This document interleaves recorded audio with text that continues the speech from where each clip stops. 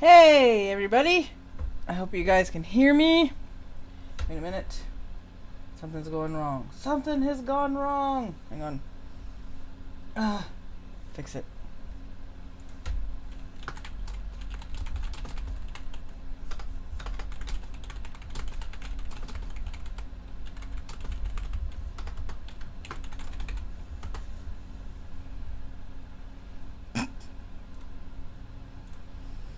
God damn it.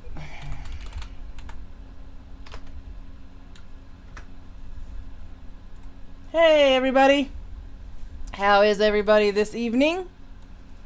Let's see if I can get the right thing showing up. Yay, because you know, bloopers. It's not one of my streams without a blooper, or 10 or 12 or something, who knows. Let me see if I can figure out how to get this thing fixed, because right now it is not showing what I need it to. Let me see here. Oh, that must be it. Yep, that is it. And here we are. I am here with Merlin. Say hi, Merlin. Okay, wait a minute. Let's try that again. Haha. All right. Take 325. I am here with Merlin. Say hi, Merlin. Hi, Merlin. And I'm here with Diz. I didn't do it. Alright, we have spent the better part of the past couple of days, or a few days, me and Merlin, trying to sort through all this bullshit that is called net neutrality with the help of, I've been picking Diz's brain. So, because this shit confuses the living crap out of me on a regular basis because of all the legalese. It's enough to give you a migraine. The one thing I can tell you from the start is the world is not ending, and neither is the internet. Aw. I know, disappointing. I was hoping for, like, you know, apocalyptic type of deal tomorrow. Aw, well, sorry to disappoint, but it's not gonna happen. Alright, I'll put the beer mace away then. So, nope, things are not as bad as they may seem, and it's not a stream of mine without at least a technical difficulty from the start. So, now that we've got the technical difficulty out of the way, it is an official stream by yours truly. So, yep, we're going to start out with a couple of basics. First, I'm going to start out by reading the thing that you see in the on the screen, on the nice little layout that I have done for everybody. Because certain things, I believe, need to be defined, and they need to be straightened out. So the first thing I'm going to do is start by reading the definition of a utility, since we had some problems with that this morning, arguing in the chat. Not that I'm always right, because I am not always right. I am fallible like everybody else. Shocking, I know, but it happens. So I have a hellbound in my chat at James. Welcome back. Welcome back, Numbskull. Hey, Silver, I think this is the second or third time you've been in my chat. I have a Panina-chan. And as I scroll down, I see Diz, who's also here with me, and also Merlin as well. So, we're going to define. We all here in the voice chat in my Discord agreed that Wikipedia is good for definitions, at least. So I will start off the show by reading the definition. Because, you know, Wikipedia and everything else is questionable. It's a good place to start, like a GPS, but a public utility is an organization that maintains the infrastructure for a public service. Public utilities are subject to forms of public control and regulation ranging from local community-based groups to statewide government monopolies. The term utilities can also refer to the set of services provided by these organizations consumed by the public: electricity, natural gas, water, sewage, telephone and transportation. Broadband internet services, both fixed line and mobile, are increasingly being included within the definition. And it also goes on to say that in the United States, public utilities are often natural monopolies because the infrastructure required to produce and deliver a product as electricity or water is very expensive to build and maintain. As a result, they are often government monopolies, or if privately owned, the sectors are specifically regulated by a Public Utilities Commission. The first public utility in the United States was a grist mill on Mother Brook in Dedham, Massachusetts. So, now that we have defined what a utility is, because a lot of people are saying that it is in fact a utility, and I have come around to agree with that. What say you two? From what Diz was saying earlier, yeah, I think it is. Because it's coming to a point where we can't survive without internet. We're getting to that point now. So I can see it as a utility, yes. Okay. And I mean, you know my standpoint on it. The essential idea here is a utility is something you need, and even if we don't look on it as a single every person needs it, let's look at any business. To successfully run a business needs the internet, you know? This day and age, I would have to agree. Okay, the other bit of confusion is between the FCC and the FTC. Welcome to my live chat, Luca Blight. And so I am going to read the mission statements for the FCC and the mission statements for the FTC to get that out of the way. FCC's mission statement. The Federal Communications Commission regulates interstate and international communications by radio, television, wire, satellite, and cable in all 50 states, the District of Columbia, and U.S. territories. An independent U.S. government agency overseen by Congress, the Commission is the federal agency responsible for implementing and enforcing America's communications law and regulation. Now, when we move over to the FTC, the mission statement is markedly different. Working to protect consumers by preventing anti-competitive, deceptive, and unfair business practices, enhancing informed consumer choice and public understanding of the competitive process, and accomplishing this without unduly burdening legitimate business activities. So already the difference is night and day. One is communications and the other one is more for the consumer.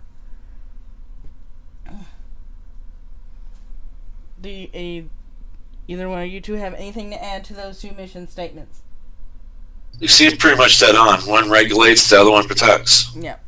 I believe I sent you a video earlier. The guy stated it very well in there. You know, the FCC creates regulations. The FTC enforces those regulations. Okay. The main crux of getting rid of these regulations out from under the FCC is because they're going to go from the FCC to the FTC, making them more susceptible for the FTC to investigate if any of these broadband companies practice any sort of deceptive business tactics. Which is their job to begin with.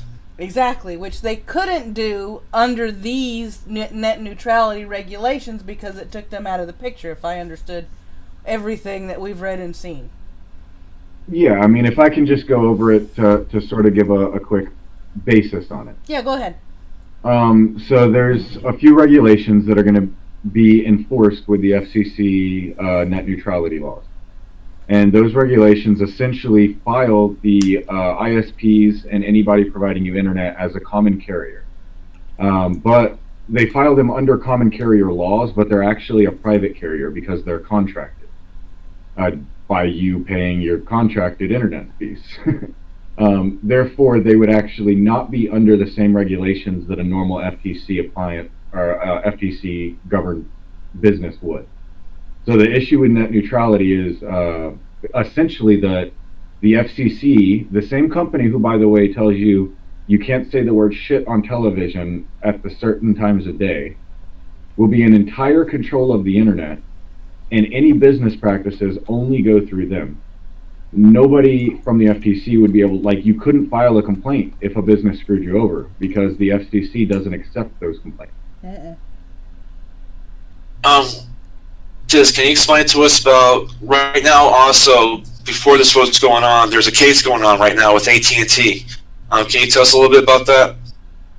Yeah, so we had the AT&T cramming case that happened. I believe it started around last year. And essentially what happened was AT&T was charging a bunch of people unlimited message services on their bills that should have been included on their unlimited data plan. They just added it in as an extra $10 because they could get away with it, and they thought they could. Well, the FTC filed lawsuit, and I believe it's somewhere around an $80 million lawsuit against against AT&T. If net neutrality stays in place, then essentially AT&T falls out of the purview, even though their internet and phone companies should be separate. Because they're a phone an internet provider, they would fall under open carrier laws, and their illegal acts would fall out of the FTC's purview, so the case would completely fall apart. So them charging a bunch of people millions and millions of dollars, totaling customers all this money illegally, they will get away with because they're not part of the same law system anymore. Now, from what I learned was back in 2004, they came out with a sort of a framework for net neutrality, and then in 2010 it actually went through. Now, this was in relations to Comcast back in 2008 because they were interfering with traffic with BitTorrent. What can you tell us about that, Diz? Well, I mean, that was essentially just, the Comcast issue way back in the day. And a lot of other companies were found to be doing it as well. But it was initially done by the companies to actually stop illegal trafficking. All the public legal BitTorrents were still accepted. It was basically brought out and brought into light because a bunch of people didn't like their piracy being limited. And that's essentially how net neutrality was to some degree formed, although there's definitely other cases similar. None of those cases can be proven to have ever had any ill effect before the FTC stopped it. Yeah. And we do, I saw Jacob's tweet to me, and yeah, we're going to get to those cases that happened before this came to be. We are going to hit on some of those, and we're going to hit on other points as well, because our main goal for this live stream is to make sure you guys understand what exactly is going on. No spin, no propaganda, no lies, straight up truth and the facts as we have come to understand them, and as we have knocked our heads together to break down into layman's terms as much as possible. And trying to find the whole truth was very hard during the last couple of days. I crammed through this because it seemed like every 20 articles that says defending net neutrality, you would find one of a dissenting voice. So it was kind of hard to find both voices and what they were trying to do. A lot of deceptions going on, and what I don't like is how they're making it sound like it's doomsday tomorrow, and making pretty much scaring the consumers. Yeah. They are scared right now because they don't know what to expect for tomorrow. And what a lot of people are thinking when they're processing this is that net neutrality was an act enforced and shoved through without actual vote in 2015. Mm-hmm. While it hasn't had any time to do any real negative change, there's no proof that it will. The main question is, what about the 20 years plus before that there was no negative issues? And I mean, like I said, as you said, we're going to go over some of the cases. And when we talk about those cases, a lot of people may not fully agree, but there is a general fact behind it. Okay, we have a Silver Lena in the chat saying there's still nothing to keep these in check and prevent the monopolies. The FTC, that's the FTC's job. That's one of the jobs under the FTC is to prevent monopolies. That's one thing. As long as the FTC isn't shoved out, that is literally their job. Yeah, that is literally their job. Yeah, and that's what I learned today, was that the FTC is handcuffed right now. They can't do anything when it comes to monopolies and that sort of thing. Basically, everything you read in the news and all that is basically what is opposite of net neutrality, but they're defending net neutrality. So there's like mixed signals going on. People are scared. First of all, there's 4 things I found here right off the bat. Freedom from monopolies. Does net neutrality protect against monopolies? Does? I mean, there's no way for it to protect against monopolies. If we make basic comparisons and things that fall under the same act that the internet will fall under if net neutrality stays, basically the Common Carriage Acts and everything, at that point we're putting the internet in the same state that railroads are currently in, that truckers are currently dealing with truck driving agencies. Go to a railroad and tell me how many people own all the railroads in America. It's not very many. And that's because they're allowed their monopolies As you stated earlier, it's part of the utilities idea behind that, but still. Yeah.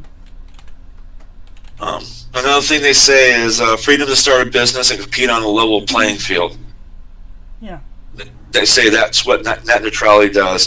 Freedom of online speech and freedom to visit any website you want at the fastest browsing speed. That's what consumers kind of... Yeah. And I would disagree and say that the FCC would tend, by their record, would tend to be directly against allowing you to see whatever you want.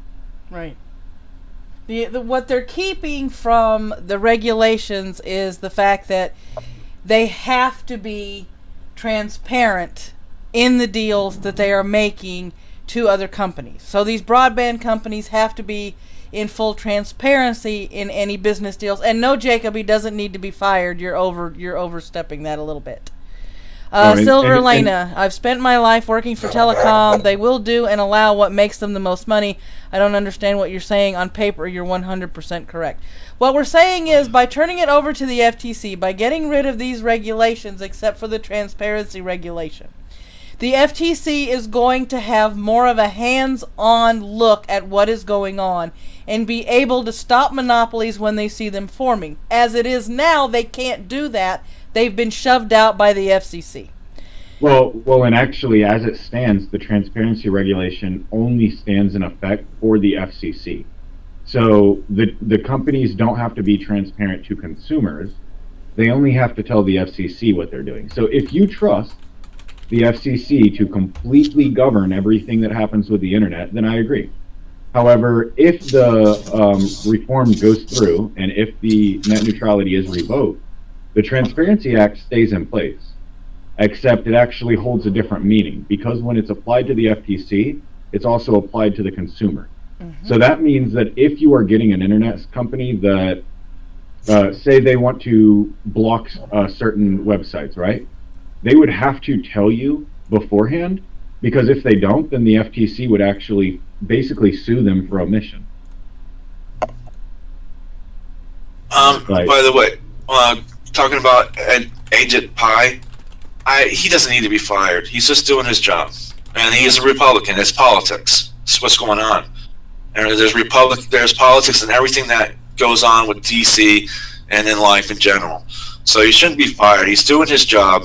He's doing what he thinks is best for the internet and for the ISPs. So he shouldn't be faulted for.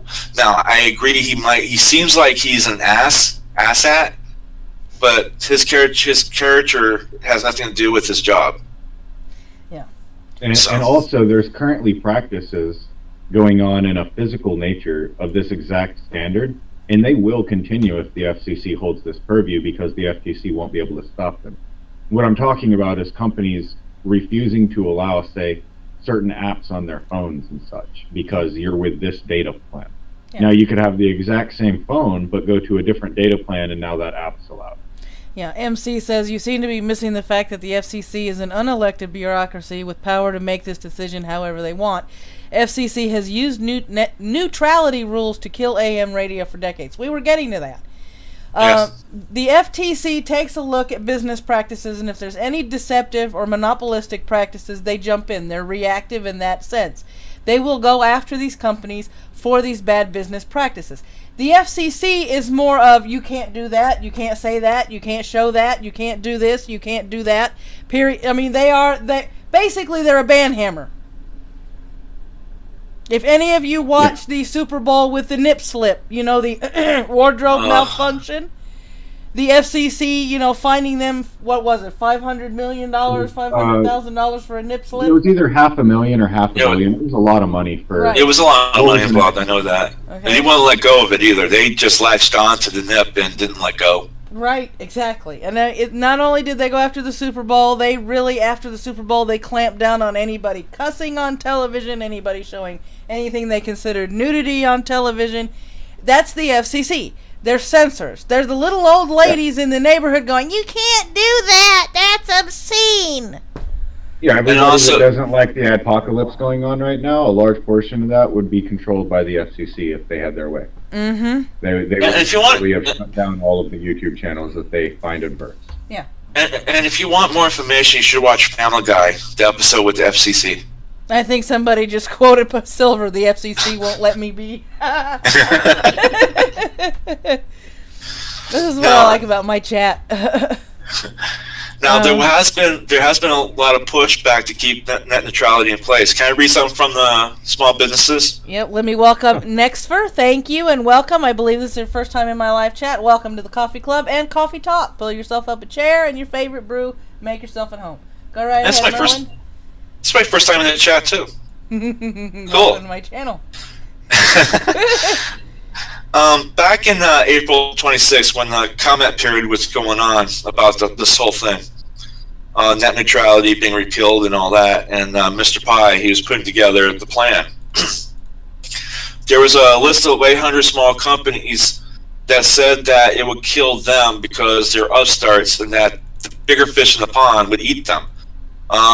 And here they say the success of America's startup ecosystem depends on more than improved broadband speeds. We also depend on an open internet, including enforceable net neutrality rules that ensure big cable companies can't discriminate against people like us. We're deeply concerned with your attention to undo existing legal framework.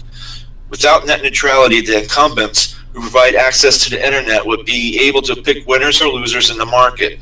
They could impede traffic from our services in order to favor their own services or establish competitors. Or they could impose new tolls on us, inflicting consumer choice. Our companies should be able to compete with incumbents on the quality of our products and services, not our capacity to pay tolls to internet access providers. Right. And to all of that, I say citation needed. Google was a tiny startup with a few kids in their basement, and they turned into a company that wiped Yahoo off the face of the planet. Yeah. You can't say things like net neutrality is necessary when it didn't exist until 2 years ago, and it was never necessary before.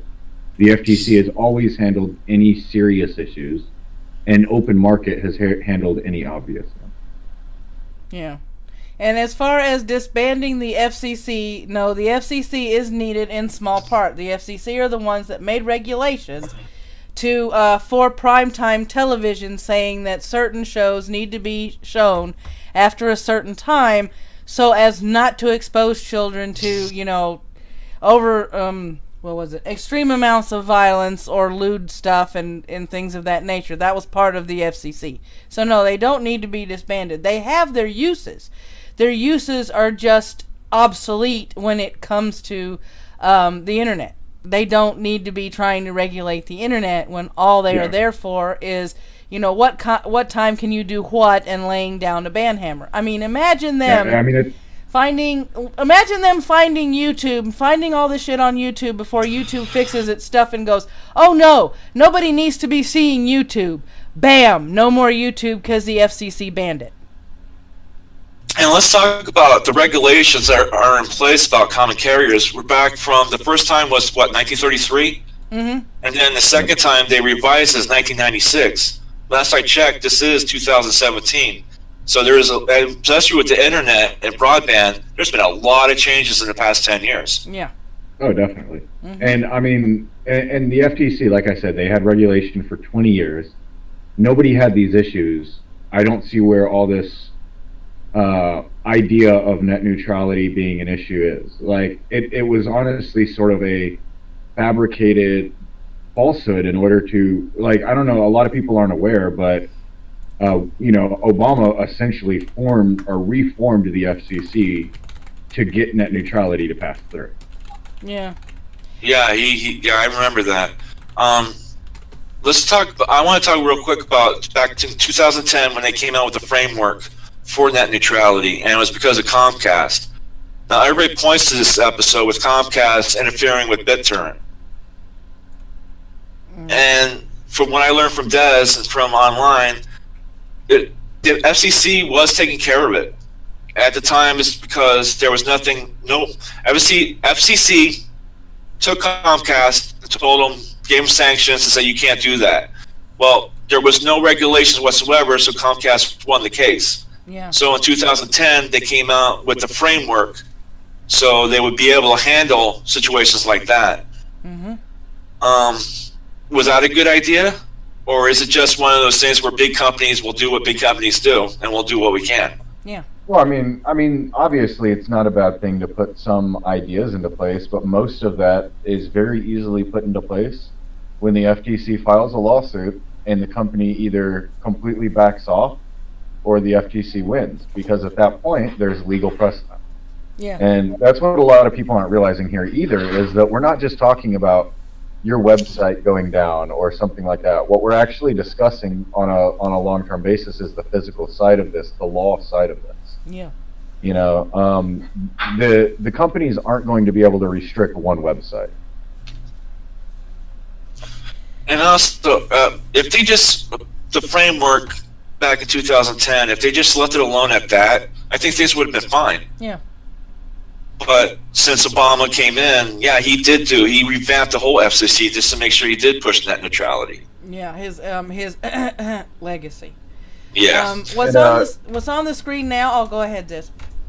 Well, I was just going to say, Silver says in the chat, you know, considering the time we're in, I don't know that the public will trust the FTC to do its job. We've become so nihilistic, and we don't want to trust anyone or anything. Yeah.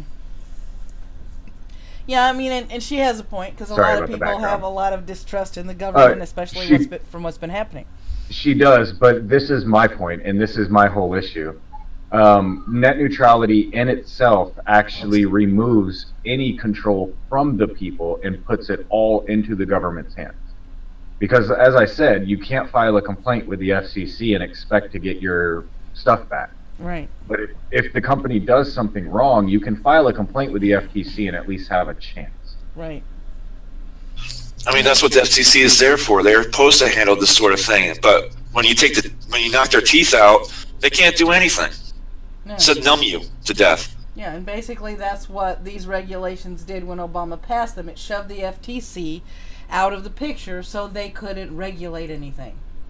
Yeah, and also keep in mind that if net neutrality isn't removed, that AT&T will get away with ripping off millions of dollars because that lawsuit's not going to end until about a week after the vote. Right. Right. Right. Net neutrality has also existed since 2007. Obama's changes just made it a Title II from a Title I. Exactly. In other words, what it did by making it a Title II was it shoved the FTC out of the picture. When it was a Title I, the FTC worked with the FCC. One would, point things out and be proactive, and the other one would react to things that were happening. And on the screen is some of the FTC's reactions before the net neutrality regulations came into play. Well, the stricter ones anyway. Oh, by the way, let's make sure we tell them that there was an article that just had the cases, but they didn't go into the cases. Right. I think this is the one that I'm on the screen now. The high-tech forum, the fact-checking. Yes, that's the one. Yeah, okay, that's the one I'm on now, so go ahead and open it up on your desktop so we can all be on the same page. Okay, if you guys want to follow along with us, I remembered this time not to wait till the end of the stream. All the resources are now in the description below. We're looking at the high-tech forum one, and I'm going to put it also in the live chat if you want to open it up and take a look at it as well. That is the one we are getting ready to review. These are some of the cases that the FTC had a hand in, what the FTC and the FCC did. We're going to start with Madison River in 2005. North Carolina ISP, Madison River.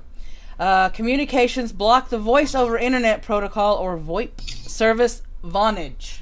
I'm going to unmute Lucas. Say hello, Lucas. Make sure everything works.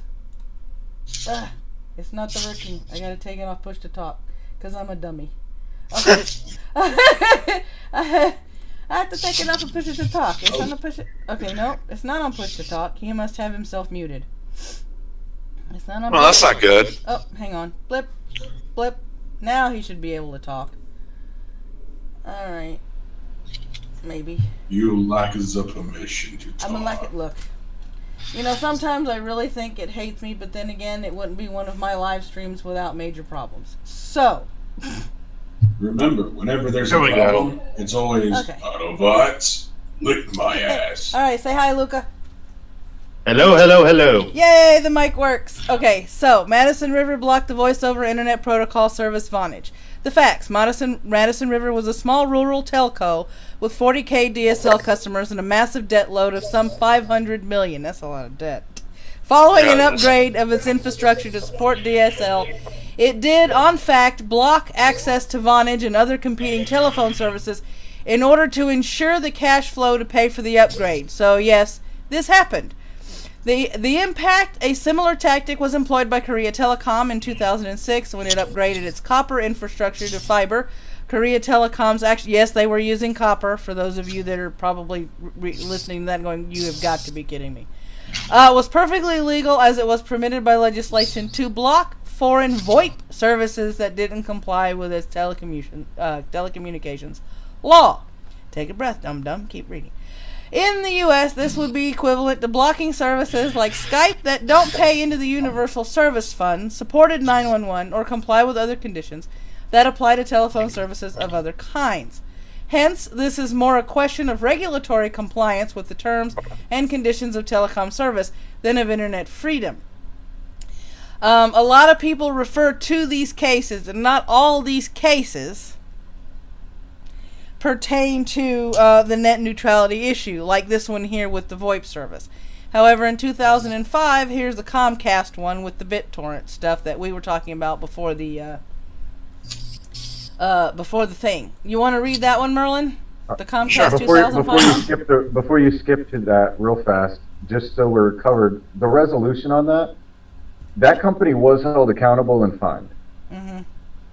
So the FTC did actually end up shutting down the practice. Vonage was allowed to be, like, they were forced onto their service. That was handled. Yeah. All these are cases that were handled one way or the other. Right. They didn't just shuffle them under the door and forget about them. Yeah. Well, it's not Comcast. just these are cases that are handled. These were actual cases that were brought up as the issue, the reason for net neutrality. These are all the issues. Yeah. All right. Yep. On Comcast, in 2005, the nation's largest ISP, Comcast, began secretly blocking peer-to-peer technologies that its customers were using over its network. Now, the facts. In 2007, net neutrality advocates learned that some users of BitTorrent P2P file sharing program experienced slow uploads when BitTorrent was not also downloading files. This was visible to users of monitor programs such as Wireshark because Comcast used a particular technique, TCP, reset spoofing, to disconnect downloads from Comcast customers. The impact. The users of piracy networks are limited to downloading no more data than they upload. It's necessary for them to end download credits by making files available to others by seeding, otherwise uploading files to others. Legitimate uses of BitTorrent, such as making Linux available, do not typically have a download credit system. Overall, the practice had more impact on unlawful users than on legitimate ones, but it did shift the upload burdens to other ISPs. The resolution, by the time the FCC issued its order in October 2008, Comcast had discontinued the practice, which was a stopgap meant to prevent BitTorrent users from interfering with Vonage users. Following the FCC controversy, BitTorrent designed and implemented LEDBAT, a means of limiting its bandwidth with other applications when other applications are active. And for a time, Comcast implemented a fair share system that enabled it to limit heavy usage during periods of congestion in a protocol-agnostic way. The details of LEDBAT and fair share were published in Internet's RFCs. So the problem was congestion caused by BitTorrent on a DOCSIS 1.1 network.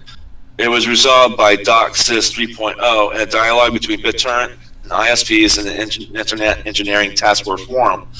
The FCC's action didn't survive court review, but the issue had been resolved before FCC investigating concluded. Now, Can I say real quick? Can I say real quick? Yeah. This shows right here a company being responsible for their actions. They did what they had to do, but they discontinued practice before the FCC could react. So the company was being reactionary to what they'd done, and they fixed the problem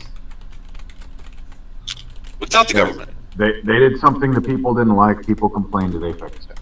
Yeah. Indeed.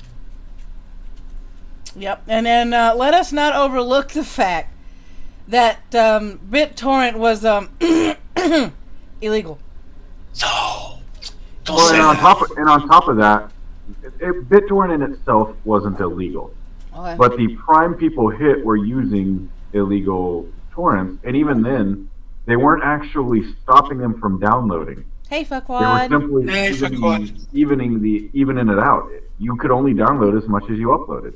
Yep, That was and it. I have a Traname in the chat and a Nuggets in the chat. I forgot to say hello to you earlier, so I'm saying it hello to you now, Nuggets. And yes, this is an evening version, but it's not the morning brew. It's coffee talk. This is totally different and a lot more serious, maybe. The illegal part when it came to like BitTorrent, BearShare, and all that, it wasn't the people uploading. The people uploading were the ones being illegal, yet it was the ones downloading that were getting the punishment from all the backlash that came with. Yeah.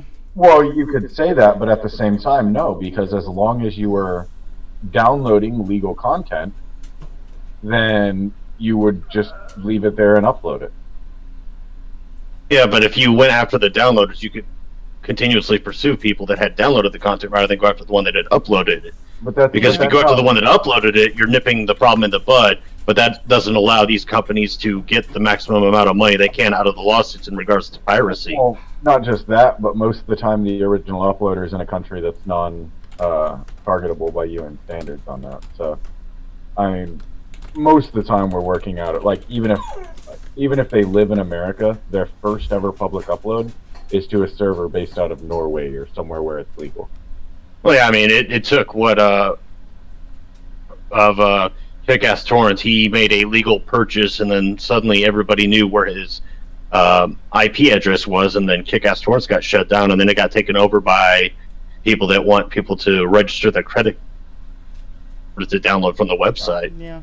We've got Jacob, Maddie, I just want Comcast to pay for the shady shit they've been doing.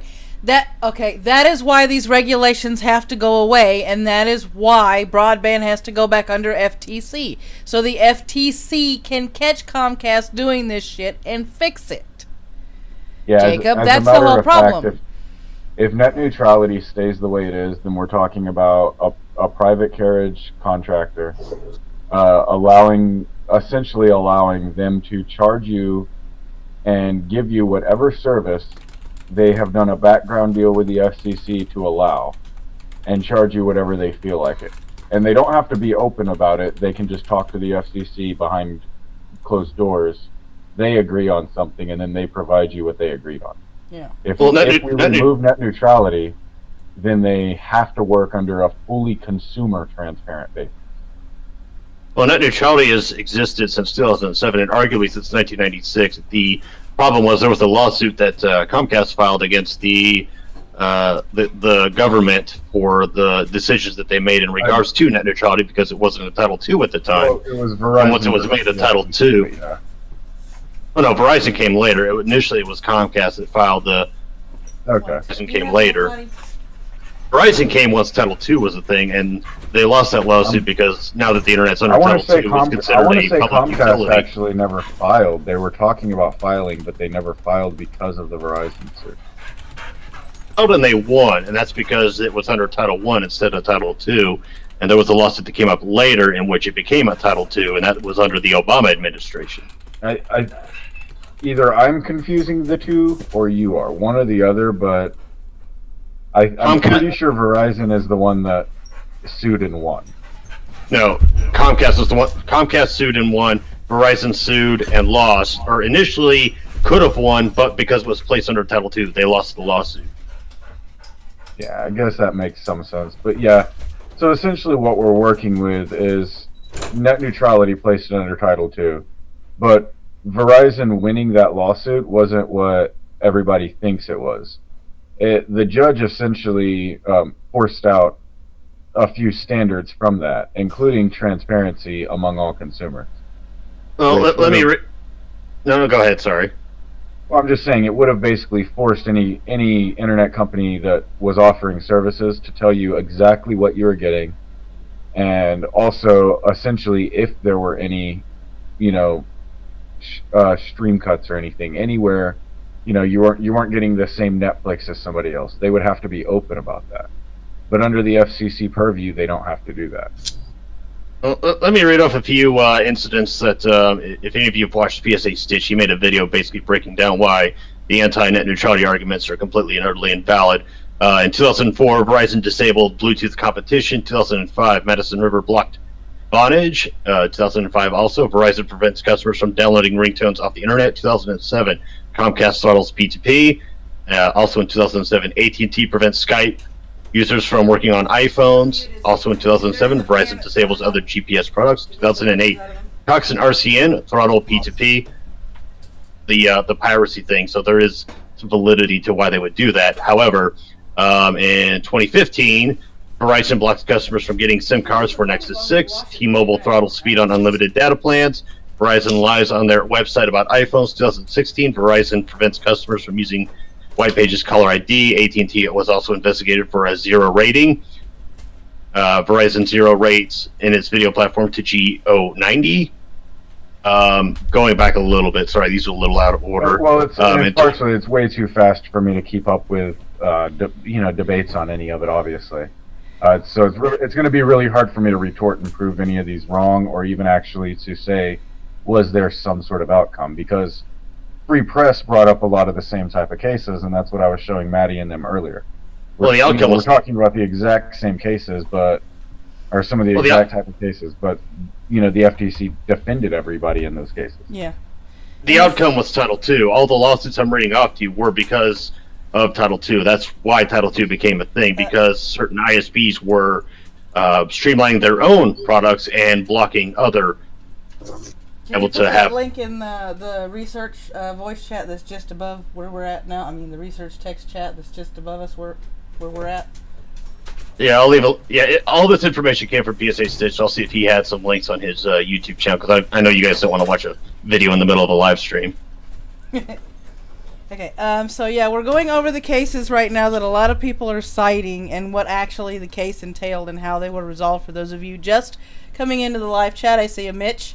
Mitch is in our live chat, and Callie is in our live chat, and I know I said Fuckwad to him before, but hi Fuckwad. He's my patron. Hey Fuckwad, because he's special. Yeah, he's a patron of mine, so I have to make sure that he knows that I said hello. Yeah, you gotta make him happy. Oh yeah, he has a permanent wrench in all of my live chats because of patronage. So far from the cases that we've read so far from the Free Press that came out with this list, I mean, it shows the FCC has tried in one way, shape, or form to step in and do something about it. And for the most part, they have.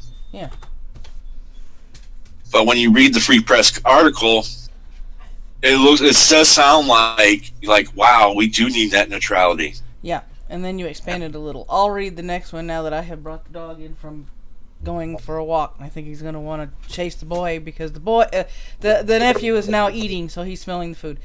Tell us, in 2005, Canada's second largest telecommunications company, TELUS, began blocking access to a server that hosted a website supporting a labor strike against the company. Yeah, let me open the door. He's starting to whine. Okay, you, come on. Run free. Go on. Okay, this one's a loosely cited material because it is Canadian, so it isn't actually affected by net neutrality. So we're gonna read it anyway, and we're just gonna take it with a grain of salt, because it does say the FCC has no jurisdiction in Canada. So why are we talking about a Canadian case anyway? Oh yeah, let's skip down to AT&T then, because everybody wants to hear about AT&T. Well, I mean, a lot of Canadians use American websites because a lot of the mainstream websites on the internet are American-based. Yeah. That is true. Okay, AT&T from 2007 to 2009. AT&T forced Apple to block Skype and other competing VoIP phone services on the iPhone. iPhone. Go figure. The facts. While Apple approved a version of the Skype application for the early iPhone that only permitted its user over Wi-Fi networks, the allegation that its action was caused by AT&T remains unproven. In a related 2009 inquiry, Apple told the FCC that it set its own policies on App Store approvals without consultation with carriers. The impact, the timing of Apple's more expansive policy towards voice applications corresponds with the transition of carrier networks to 3G. It's doubtful these applications would have been reliable on 2G networks in any case. The resolution, the FCC has no jurisdiction over app stores, so this claim is a red herring. It's perfectly plausible that Apple's policies toward voice apps had more to do with quality concerns than pressure from carriers. Apple is, after all, a very strong-willed and independent company today. That's an understatement. And was even more that way when Steve Jobs was in charge. Hence, it's doubtful that the FCC played a role in resolving this issue. And again, this is what I hear with a lot of the complaints. You know, people say, "Oh, they didn't give me this, they didn't give me that." And I go, a lot of that isn't down to what they're willing to give you. It's down to either physical restraints or price restraints in some regard. Yeah. Like, for instance, if you can't get AT&T U-verse in your neighborhood, well, under net neutrality law, if everything has to be reasonable, then it's unreasonable that you can get U-verse and I can't.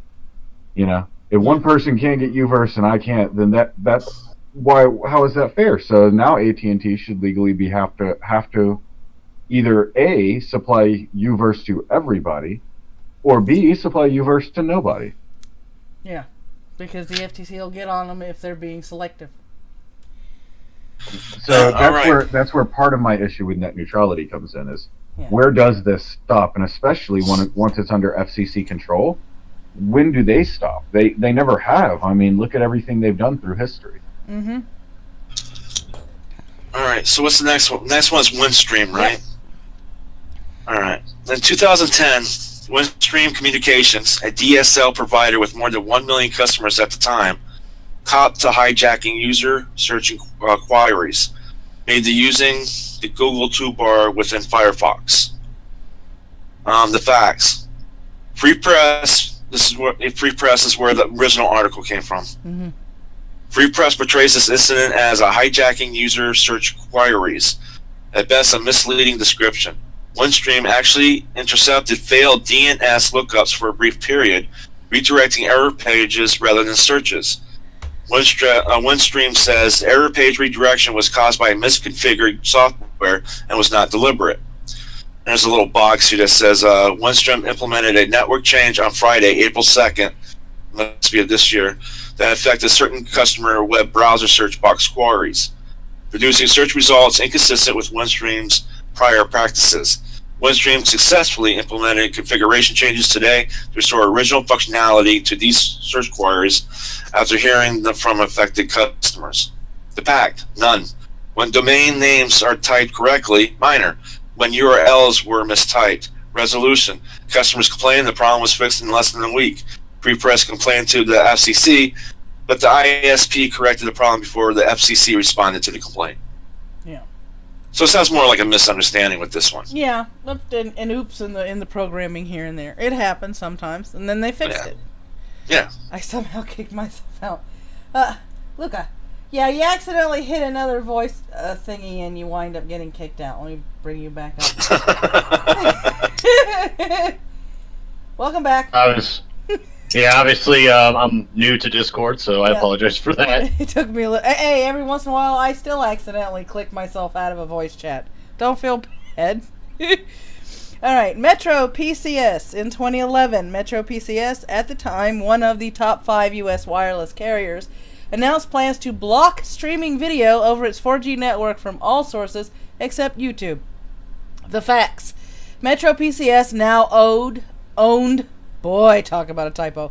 Now owned by T-Mobile, was a bargain basement mobile carrier with 22 megahertz of spectrum in its average urban market and minimal allocations in rural areas. This means their coverage sucked the further you got from the city, which is why they were originally called Metro PCS.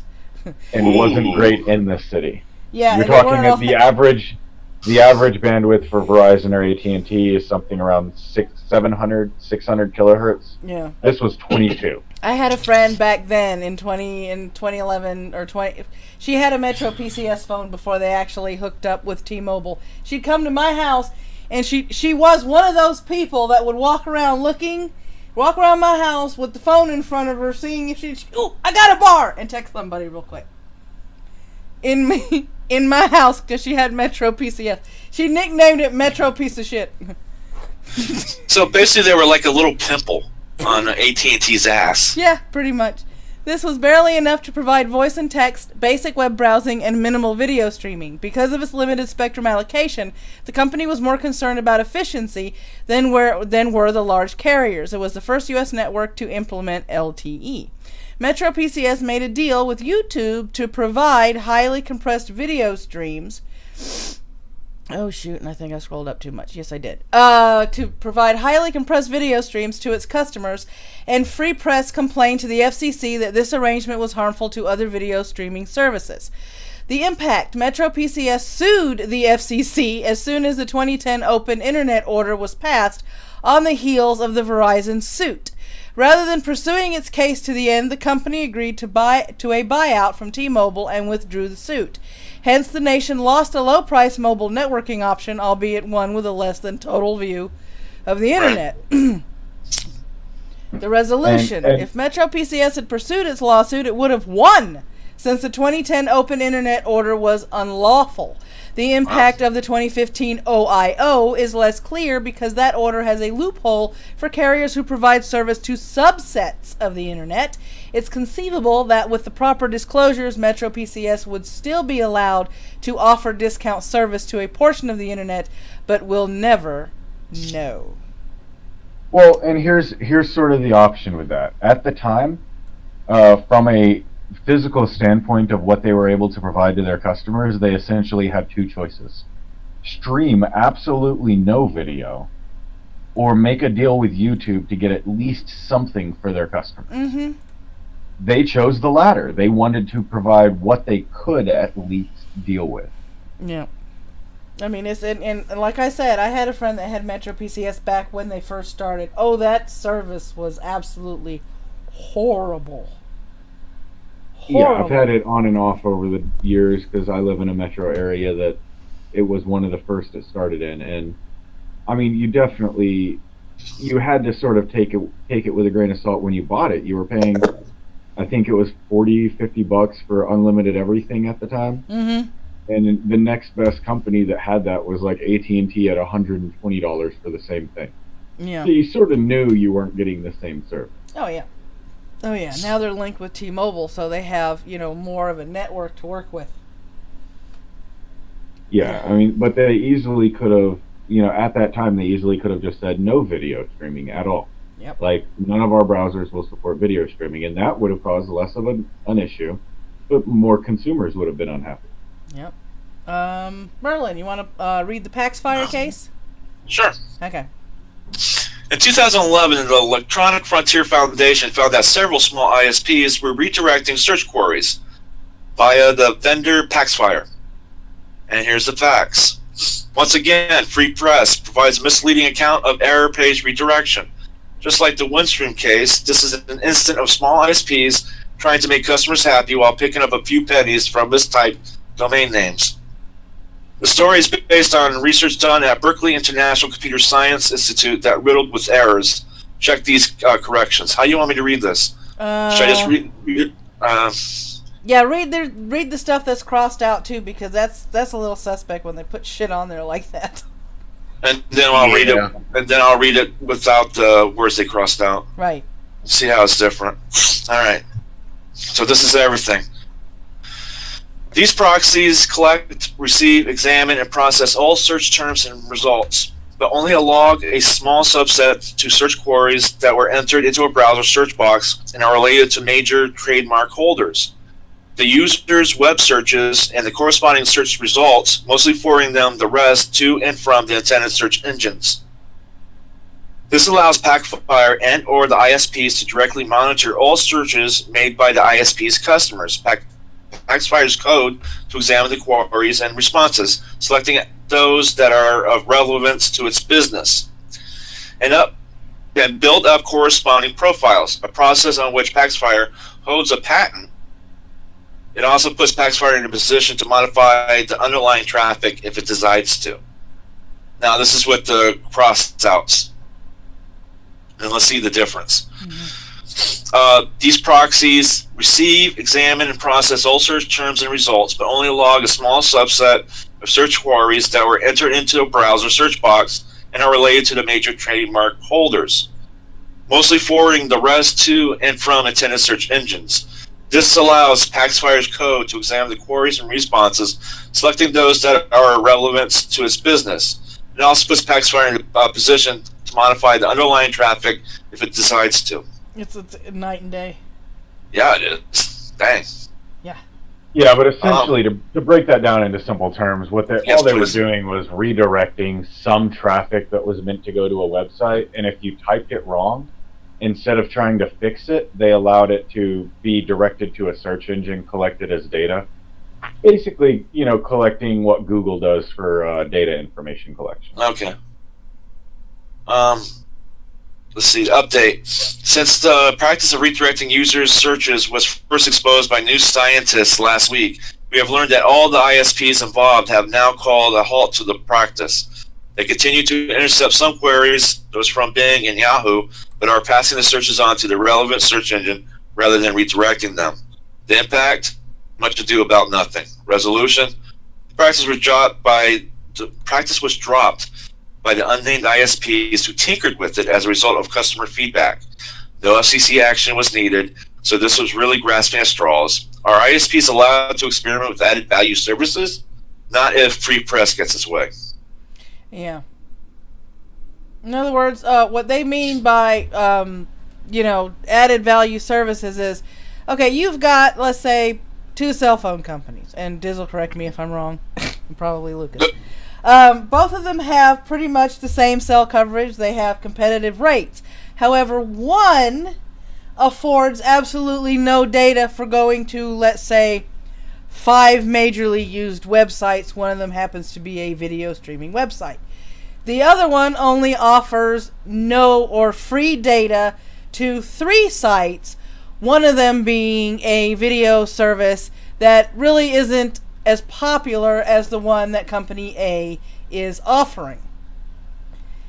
This is pretty much what free trade is. It's pretty much what capitalism is. So who are you going to pay for if the rates are competitive? I'm going with Company A that gives me free data for 5 different websites, one of them having a major streaming site on it, as opposed to the guy that's charging me the same thing for 3. Yeah, a lot of people reverse this, and this is where the fear comes from. They say if a company can pay... Hold on. Yeah, sorry, my child. So what they're saying is if a company can pay for essentially upgraded services, then that same company could pay to have your services downgraded. And I find that thought ridiculous. Like, the fact that a company can intuitively pay to provide a better service to their customer is a good thing. Mm-hmm. And your internet service provider is not going to somehow turn your 5 megabyte connection into a 1 megabyte connection because you went to the wrong website. They're not going to do that. What they will, however, do is if they have a deal with Netflix, they'll turn your 5 megabyte connection into a 20 megabyte connection as long as you're only streaming Netflix with it. And what we're seeing here is kind of a fear-mongering attempt here, is to make the companies, it's basically communism, socialism. The companies themselves are evil. So the government and the workers have to come up and save the day. That really worked well. Oh, that was a ridiculous statement, I'm sorry. Yeah, it was. Oh. The only thing I could think of at the time. Optimus wants to read the next case, which is AT&T, Sprint, and Verizon. If at any time we refer to AT&T and you hear me say Bell South, excuse me, I'm an old woman, and I was with AT&T when they were Bell South. I remember Bell South. You remember this? Yeah, I remember Bell South. Okay, so it's the AT&T, Sprint, and Verizon. Yep, for 2011. Go ahead, Optimus. This is Optimus Christ about to read to you guys with a very schmexy voice. Oh boy. AT&T, Sprint, and Verizon. From 2011 to 2013, AT&T, Sprint, and Verizon blocked Google Wallet, a mobile payment system that competed with a similar service called, am I reading that right, ISIS? Yeah. Yeah, you're reading it right. Which all three companies had a stake in developing. Oh, well, there you go. All the... Keep reading, please. the facts. This is the incident that John Oliver made fun of because Verizon developed a payment system called ISIS. Isis, of course, was the name of an Egyptian goddess long before it was adopted to describe Islamic State. The issue was the poor security design of Google Wallet. It took control of the phone's security element, blocked out other apps, and collected personal information. The impact: iPhone users were unable to use Google Wallet until security issues were corrected to Apple's satisfaction. Resolution: Google had to fix its security issues in order to be approved by the Apple App Store. This finally happened in 2013, after the app's insecure NFC feature was disabled.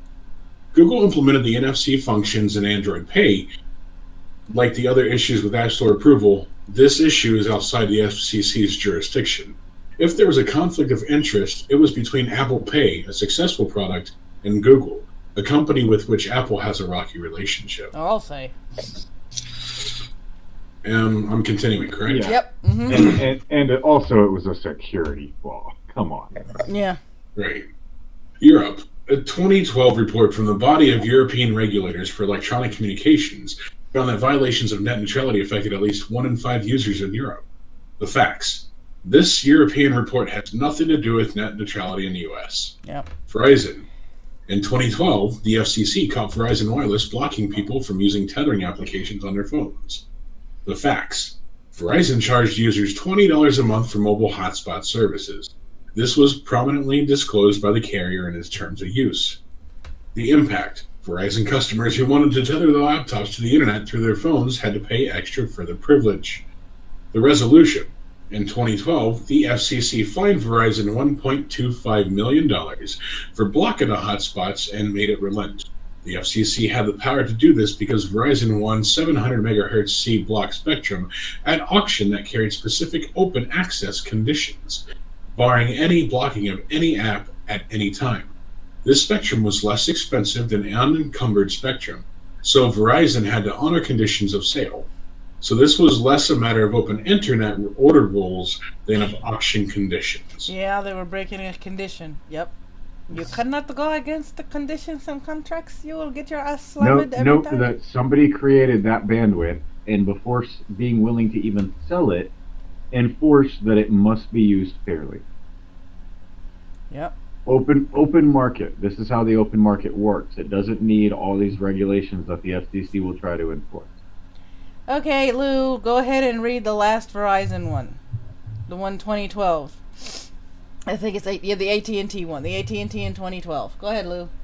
Okay, hold on. I'm loading it. I'm sorry, I was just eating until like a second ago. Then don't tell me you want to read. Jeez. I didn't know it was going to be that soon. Verizon. Well, I am an efficient reader. You should have been on top of it. Oh, for Pete's sake, shush. Verizon. During oral arguments at Verizon versus the FCC in 2013, judges asked whether the phone giant would favor some preferred services or we skipped one. You skipped one. You skipped one. The one above it Wait, says no. AT&T in 2012. AT&T that announced. one. Yeah, that one. Oh my gosh, I heard Verizon for some reason. I said it on accident. Dang it.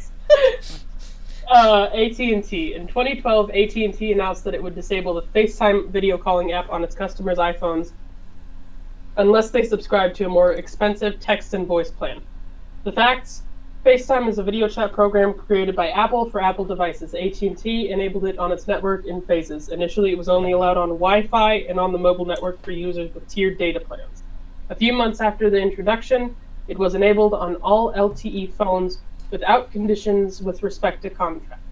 See the FCC Open Internet Advisory Committee's case study for all the details. The impact: AT&T users with 3G phones and unlimited data plans were unable to use the FaceTime on the mobile network.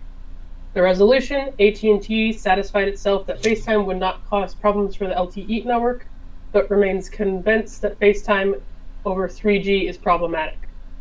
The FCC took no action other than referring it to the OAIC, which made a mixed assessment. It's complicated. Yeah. Yeah, in other words, that's one of those that's a Bible. Boy. Probably. Okay, so that's another one that was resolved. It was, it had to do with, possible conflicts. 'Cause let's face it, 3G wasn't the best. It was better than 2G, but it had its problems. Just a tad. Just a tad. Just a tad. Yep. Verizon, during oral arguments in Verizon versus FCC in 2013, this is a big case everybody cites. Judges asked whether the phone giant would favor some preferred services, content, or sites over others if the court overruled the agency's existing open internet rules. Verizon counsel Helgi Walker had this to say: "I'm authorized to state from my client today that but for these rules, we would be exploring those types of arrangements." The facts. The key word in Walker's answer is those. To understand what kinds of arrangements she's talking about, we have to look at the question she was asked.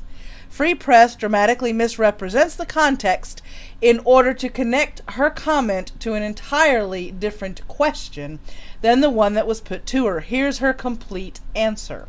Well, as I was saying to Judge Silberman, what the agency has done here is shut down and prevent the development of a two-sided market with respect to internet services. There is evidence in the record that edge providers are contracting with broadband providers where actually they demand payment. ESPN has a website that is so popular that ESPN demands and receives payments from broadband providers in order to allow those subscribers to access the ESPN content. So the markets they are certainly in that regard. And I'm authorized to state by my client today that but for these rules, we would be exploring those commercial arrangements, but this order prohibits those and in fact would shrink the types of services that will be available on the internet. Ooh, what a case of quote mining. Oh, yeah. She was discussing, I mean, Free Press was like, wow, shit, talk about fear-mongering. She was discussing two-sided markets, arrangement in which the ISP pays or charges edge providers separately from retail customers. She mentions ESPN charging ISPs to carry its content. Listen to the arguments at 29 minutes, and that's a link. That's below. Well, the link to this thing is below, not the link to the 29-minute thing. And before that discusses arrangements where customers pay different fees for different grades of service. At 29:28, she says this order will shrink the types of services that will be available on the internet. That's very different from favoring some services over others. So Free Press is simply lying. The impact. Yeah. The impact. The 2010 Open Internet Order shrank the types of services available on the internet by effectively banning transmission services tailored to applications that don't fit the traditional mold. The resolution? This issue remains unresolved. The 2015 Open Internet Order doubled down on the ban on differentiated services by replacing the 2010's order's rebuttal presumption against tailored services for a fee with a clumsy ban. How clumsy it was. Very clumsy. They used a sledgehammer when they needed a scalpel. Yeah, pretty much. Mm-hmm. Overkill. I would say overkill on that one. Most definitely overkill. So there you have it, guys. Those are all the cases that Free Press cites and that you see floating all over the internet to argue why net neutrality should not go away. And this is the actual context and the resolution of each of the cases, which in many cases were resolved before the FCC even got their hands on it. Imagine that. Companies having scruples. I know, right? I mean, most of them were like, most of them wasn't even intentional. It was like, okay, we screwed up. We admit it. Yep. And they did something about it. Even Comcast, like, okay, they did what they did for that reason, but they turned around and fixed the problem and stopped doing it. Yeah. I mean, so the idea that it would be the monopolies are going to take over and the big fish are going to eat all the small fish in the fish tank, it's not going to happen. No. As a matter of fact, those small fish will have a better chance of competing with the bigger fish. I mean, I think the stat was, over the last 2 years, innovation and everything else has been down for the first time since the internet was started, like 5.4%. Mm-hmm. Even though Comcast has one of the lowest customer satisfaction rates. Oh, yeah, I Yeah, can but attest Yeah, to they that. do. They don't Yeah, like but their it- customers. But it's essentially impossible for new companies to start up falling under the new regulations, and it'll get worse as the FCC includes more. Yeah. Well, no, because if the current ISPs, aka Comcast, AT&T, Verizon, and Sprint, if they have control over the market, they'll be able to stifle the smaller competition because Yeah, they'll have control over the bandwidth. yeah, That's and the problem They're with open carriers. deregulating the net neutrality laws. Yeah, that's one of the No. biggest thing that everyone's discussing is that point right there. That's like the main point. Yeah, as long as net neutrality stays in place, then the FCC is the sole people in charge of all the internet the service providers, all the ISPs. And I mean, at that point, ISPs also become a private carriage contractor. Like, mean, if they don't fall under open law, under open trade law.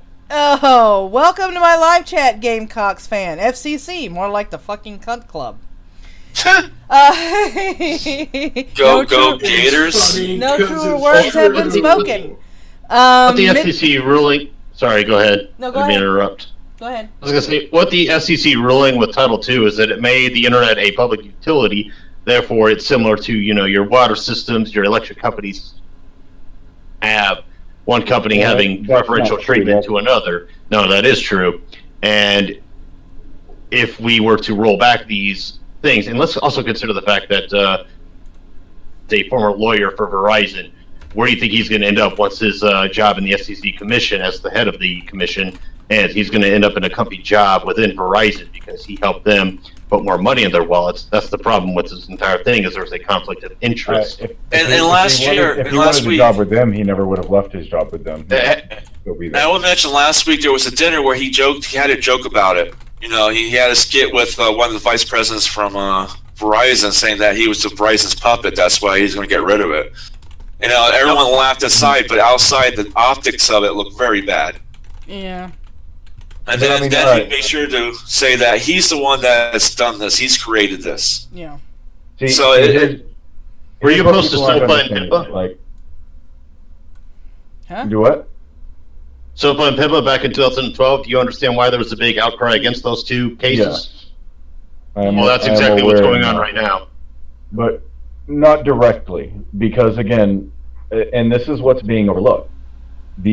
What will happen is any of these providers will fall under the open carrier laws. They will fall specifically under the private contract laws from open carriage, Yeah. which will place them in a purview that is specifically outside of any regulatory industry. That's essentially, think of them as a private trucking company that you're doing dealing with. Yeah. Because that's what they'll become at this point if net neutrality stays in place. Now, I'm not saying that net neutrality and that the framework isn't a good idea and isn't even somewhat necessary. What I'm saying is, in the current state of net neutrality and the laws that are in place with the OIO, what we're talking about is the FCC becoming the sole person that tells the internet what it can and can't do, and also essentially putting the internet into the same type of monopoly that the railroad system is in, that the trucking industry is in. So you're saying it's going to be a lot more censored because FCC is all about censoring.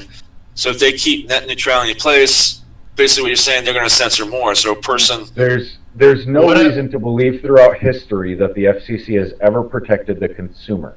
Yeah. Well, What have they that is censored not their between job. 2015 and now? What have they censored? That again, there is no reason to believe that the FCC will protect the consumer. There is no historical evidence to show me Yeah. that the FCC has any care over the consumer. Yeah, and here's They do, however, care about the company. Here's a little experiment I'm going to run with the chat. Okay, now, something that we discovered in our research. In the United States, there are over 2,600 broadband and internet service providers. Please type in the chat who you pay for your internet service. For internet? For internet. Please Okay. type in the live chat who you pay for internet. I have Cox. I have Cox. So do I, and they suck. I hate Yes, they do. They really do. them. They fucking suck.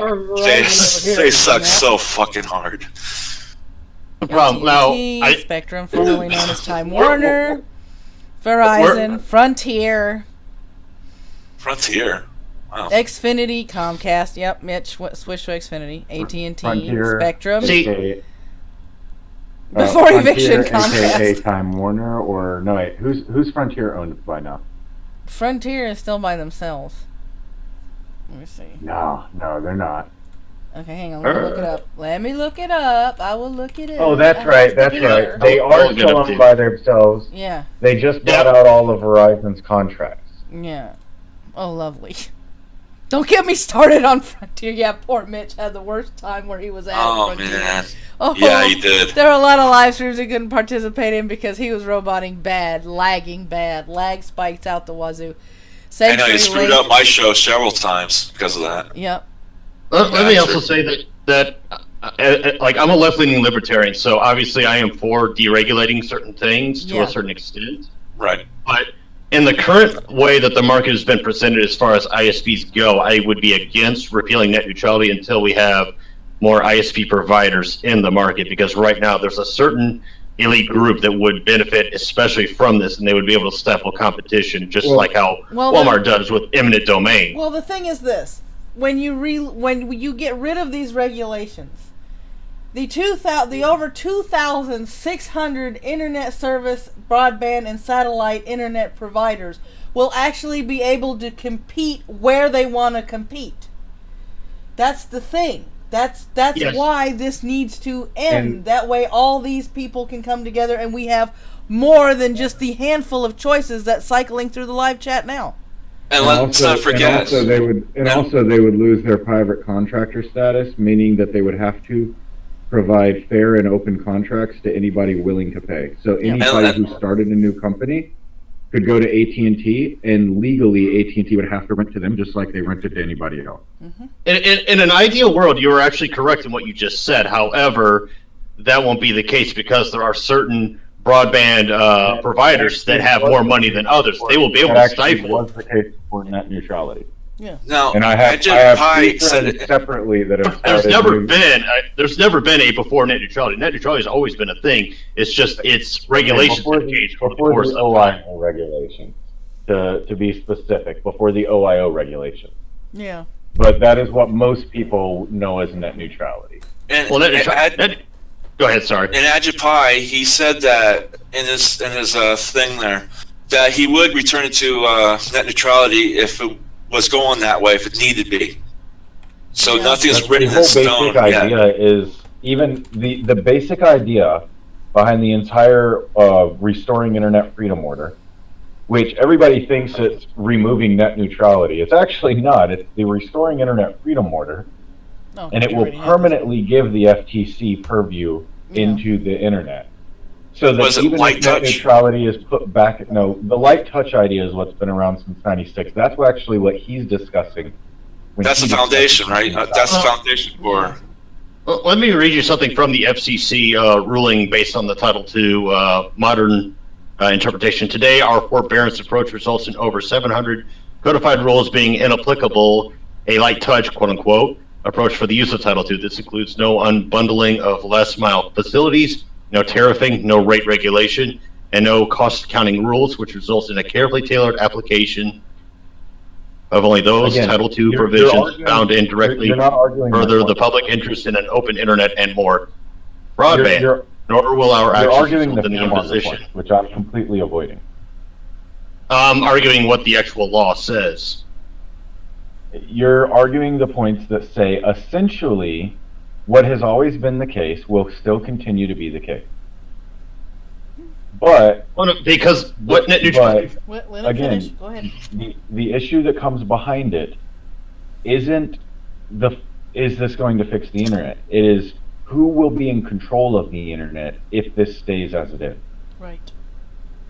And if this stays as Ruling. it is. Go ahead. Go ahead. The FCC essentially says that no ISPs have precedence over one another. Everybody is equal on the playing field. That's what it is. Luca, just a question, because I'm on the fence about it. I could go either way. But the FCC has total control as it is right now. Mhm. What about the FTC? Wouldn't that want the FCC to come back in and do their job for the consumer? Because as of right now, they can't. Yeah, they can't. Because Well, FCC. Go ahead. Sorry. What they're supposed to do is uphold the idea that every ISP, whether they be, if you've heard of them, they're called Greenwire in tech school when I was joining the military. They were a smaller company, but essentially they would have the exact same amount of broadband as, say, Cox Communications, AT&T, Verizon, anything like that. Like, net neutrality has been built upon of lawsuits that, Maddy-MWM uses has read off, and the rest of you have also read off. It's been built upon that, and it has existed in its entirety. It's just been redefined based upon these lawsuits to establish what it's going to be legally. And what I'm trying to explain to you is, while the FCC says that, they are, and you're right, that is what will be the case. What isn't stated in there is the same things that happened with the railroad. And I'm going to keep coming back to this until somebody understands it, but name 5 railroad companies. Name 5. I bet you can probably name 2. There's 2 railroad companies in America. There's not really anymore. The railroad industry is an archaic entity in the United States. It's not back in the 1800s and the early 1900s. Yeah, but it's still a major backbone for shipping things across the United States. Okay. Name 2 major... True, but the internet is a new market. That's why you have all these lawsuits, because we're trying to figure out where the internet falls into the grand scheme of things. Name 2 major railroad companies from the 1950s, 20 years after Title II was put into effect. Amtrak. There were 3. 20 years after Title II was put into effect, there were 3 major railroad companies. Every other railroad company was railroaded out of business. Yeah. You're going after when our country was...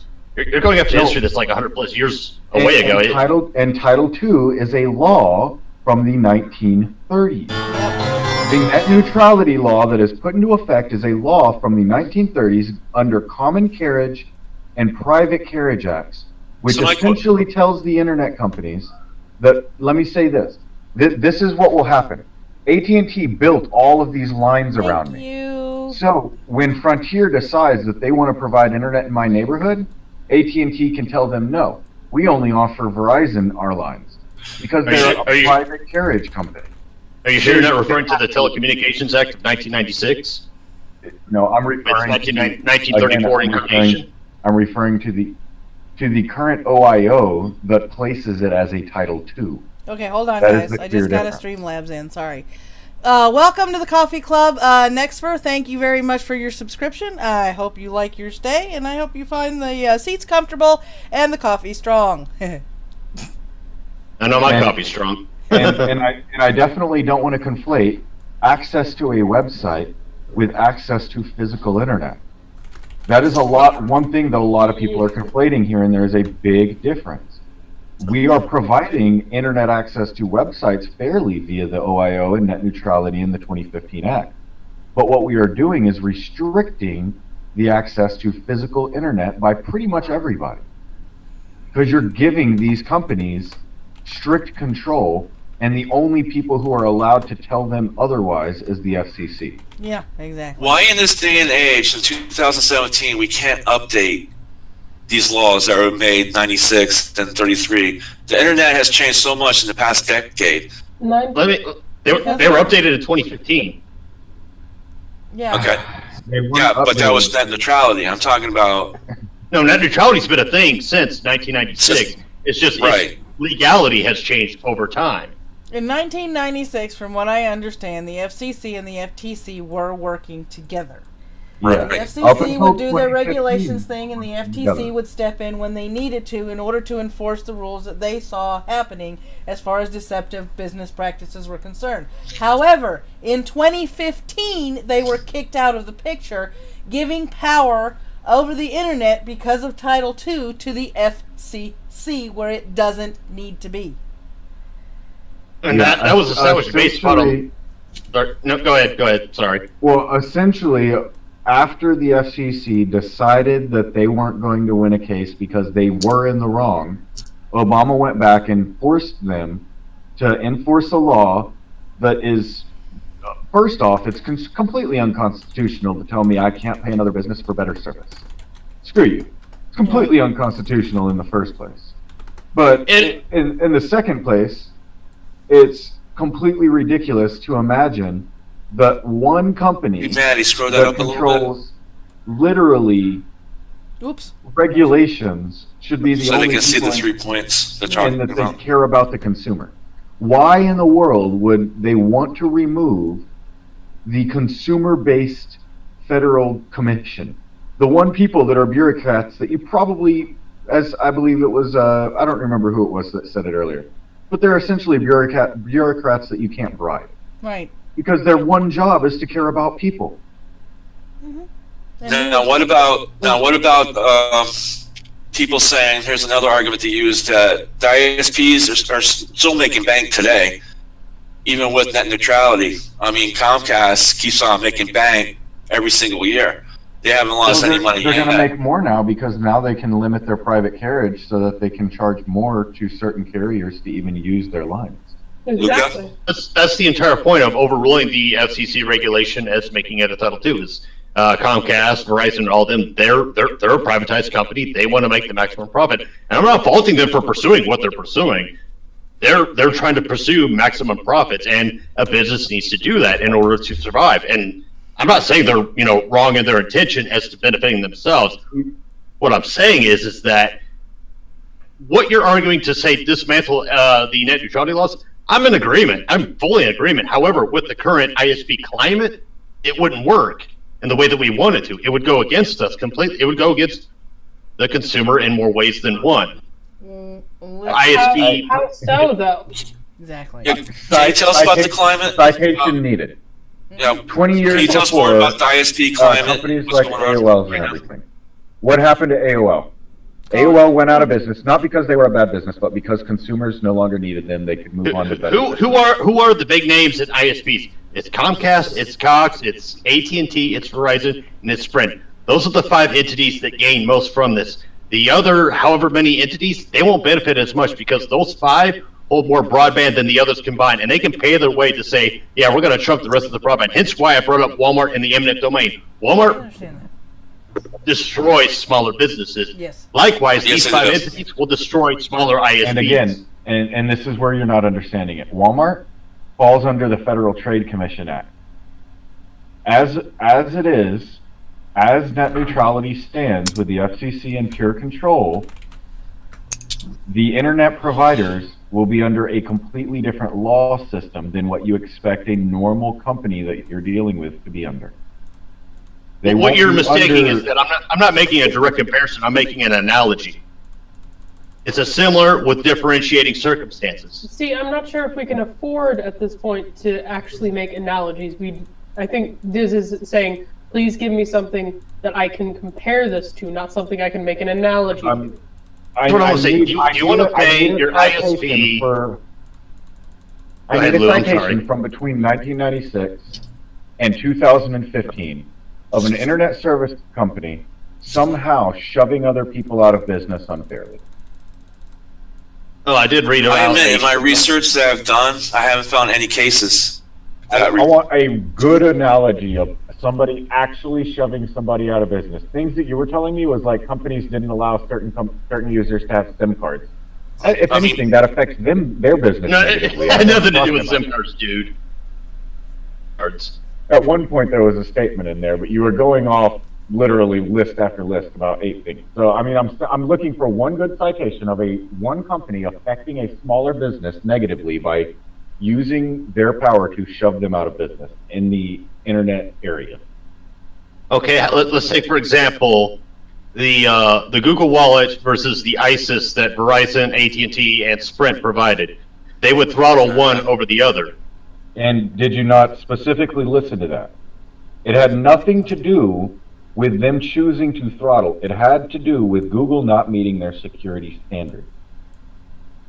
Users Nexus As 7 as from working soon as from their- 2013. As soon as their security standards were met, it was added. By the way, Fuckwad, he nailed it. It's climate change. Yeah. Thank you, Fuckwad. That is very true. It's climate change. All right, on the That's all. screen we've got 3 points over here for the FCC fact sheet restoring internet freedom.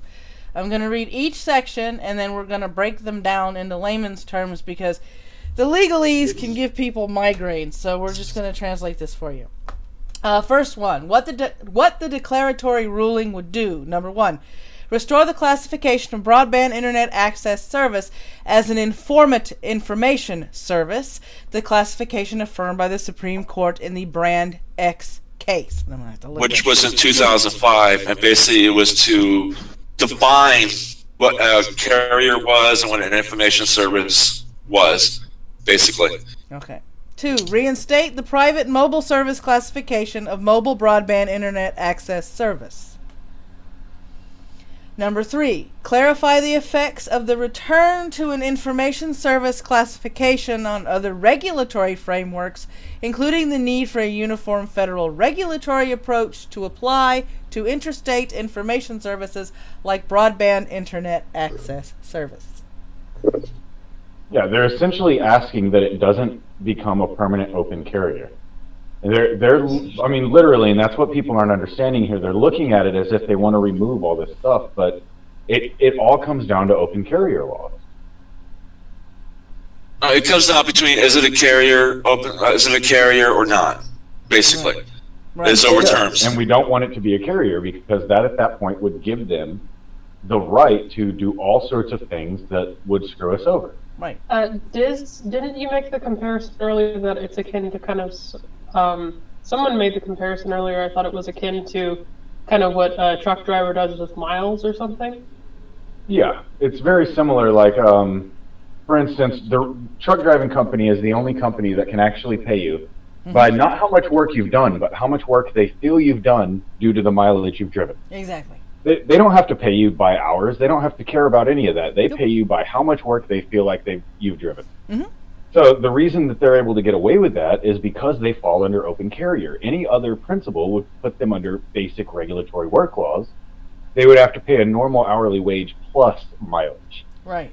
And anything, Now, and if you yeah. put a truck driver under normal labor law rules, 40-hour work weeks, anything over 40 hours would be overtime.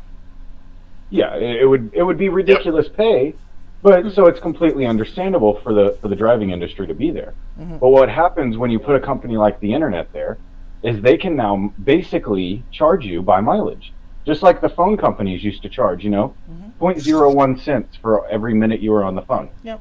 And I mean, That was because they were under carrier laws, and they still are, but those laws have been regulated very tightly. However, it took 40 or 50 years. yeah, it's like when we were living in Louisiana and we were subject to HughesNet satellite internet, which I would not recommend to my worst fucking enemy. They had oh my god, they had a data cap, okay? We literally had to turn on our laptops, that's Ronan and me, for it to count how much data we had used. Because once we reached the cap, they would charge us extra. Yeah, and You're giving me GCI flashbacks. Under open carrier laws, every internet service would be legally allowed to charge you that way. Yeah. As it is, they won't be allowed to unless they stay this way. Like if it fell back to rulings that happened 10 years ago, most of those internet services were put out of business because they have to provide open data. Yeah, Tranime in the chat says internet used to be per hour. Yeah, and the reason that most of that went out of work is because the FTC. Right. As it is, with them going back into open carrier principle, that will probably be most likely what will happen. If net neutrality stays as it is, then most likely look within the next 5 to 10 years for your internet to start charging you by megabyte, essentially. Yeah. What the report and order would do: number 1, adopt transparency requirements that the ISPs disclose information about their practices to consumers, entrepreneurs, and the Commission. Number 2, restore the Federal Trade Commission's ability to protect consumers online from any unfair, deceptive, and anti-competitive practices without burdensome regulations, achieving comparable benefits at lower cost. 3, eliminate the vague and expansive Internet Conduct Standard under which the FCC micromanaged innovative business models along with the Bright Line rules. Anybody want to translate that from legalese to English? Yeah, I'm just all confused by it. So Yeah. I mean, so for the most part, as they said there, they're looking to come back to protecting the consumer. As it stands, you've got cases like what's happening with the FTC versus AT&T currently, and is directly affected by this, where AT&T was literally cramming people's bills with $10 charges, and it turned out that they made like in the tens of millions of profit off of charging people fake charges. They could get away with it if net neutrality stands. No. Because it was part of their contract. They were contracted to be able to charge whatever they felt like. now another thing that people are saying is, shouldn't we wait until the AT&T case is over on voting for net neutrality or getting rid of it? Oh boy. What did I do? I don't think it matters because he's going to vote on it tomorrow. Oh yeah, he's going to do it regardless. But I'm saying, technically, you think he should wait until the AT&T case is over and then bring the vote out, or just do the vote? Not, which will go ahead. Are you talking about Ajit Pai? Yeah. Yeah. Yeah, he's not delaying the vote. He's going through with the vote tomorrow. Right. Yeah. He is. I'm just. I definitely think he should have waited, because then it may have actually given people a little bit more awareness of what is really at stake here. Yeah. Okay. Well, I mean, public opinion's against Ajit Pai, but Ajit Pai, I think, in the end, has the ultimate decision as to what happens. Yeah. Well, I mean, But he could receive political pressure. Yeah. His in-game goal. Well, there are some people that are in favor for getting rid of it. I mean, you've got people on both sides in Congress that are saying yes and some that are saying no. Gamecocks fan. If passed, rest in peace, Internet, 1989 to 2017. Okay. This is where I am going to go back. Way back. Well, not way back. We're going to go back in Georgia history. Wait, we're going to go back in Georgia history where there was a utility that was regulated by state law. This particular utility was the electricity. It came through one state-owned, government-run entity. It would charge us whatever it felt like, depending on what the demand was and the season of the year. There were often times many people would have their electricity cut off, not because they couldn't budget their money, but because all of a sudden the millage rate skyrocketed. Deregulate. That's what everybody was calling for. Deregulation. Oh, no, wait a minute. This was natural gas, not electricity. Excuse me, natural gas. They were calling for a deregulation for natural gas and other people to step in. So, we fast forward, we do a vote, now we have deregulation. Now, prices are cheaper for natural gas. People can choose who they want to have in charge of their natural gas bill, which is why we have 2 or 3 different companies here in Georgia now vying for your business for natural gas. A lot of people that are for capitalism and open trade will say that the same thing is going to happen when the internet goes to the FTC, because then you have an open market. They're going to have to compete for prices, which is going to drive the prices down and not up, because you're going to have people going, hey, I can charge this, and you have these little known guys that aren't in the top 10, let's throw out the number, that are in the top 10, saying, wait a minute, there's these little guys coming up behind us, but they can do that because of the FTC, and these little guys going, we can provide you this service at this price at comparable quality to one of the top 10. What do you say? Give us a shot?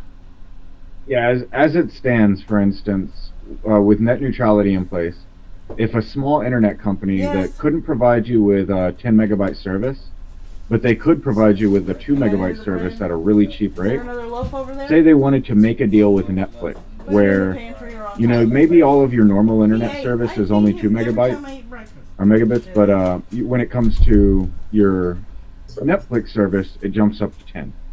Well, they could do that. But as it stands with current net neutrality, that would be against the law.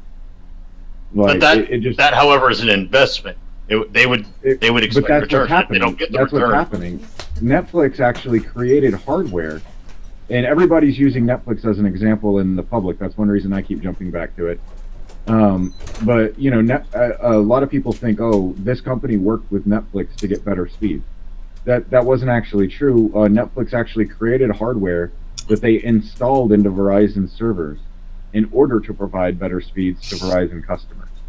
Netflix used a lot of their money, millions of dollars, to create proprietary technology that they then installed with an agreement to Verizon to always have better Netflix service.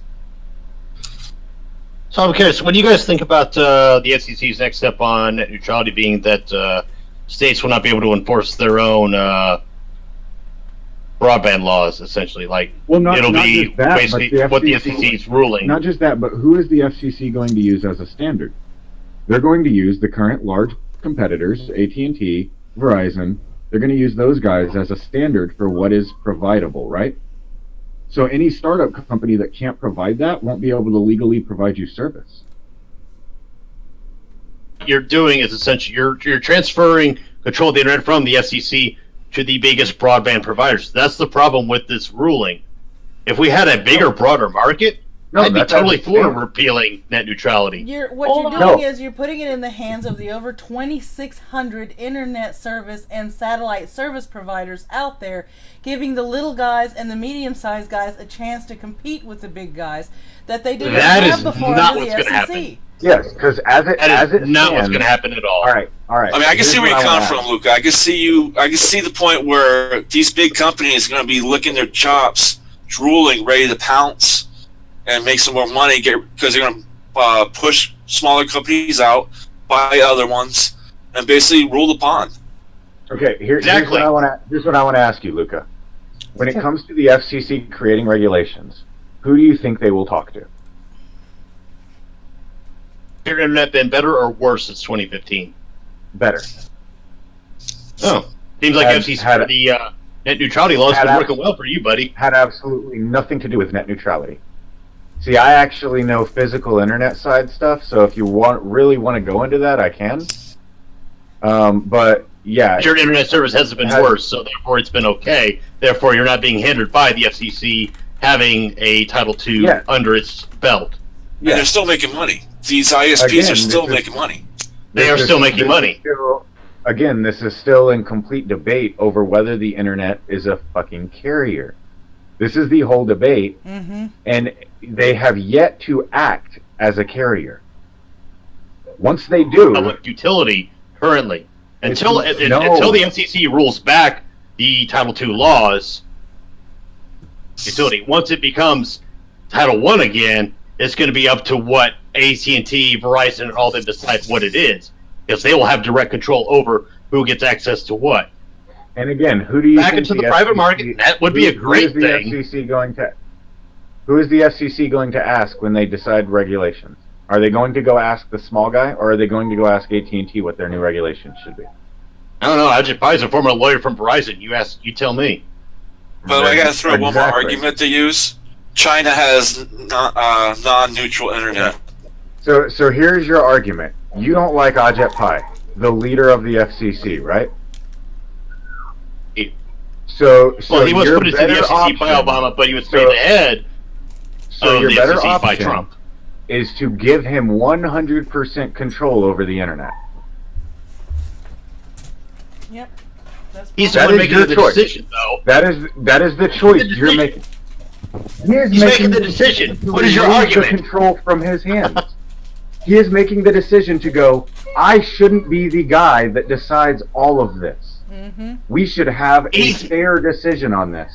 He is making that decision, and people are saying, 4 other members. People are saying, no, man, no. We don't want to have anything to say with it. You just tell us what to do.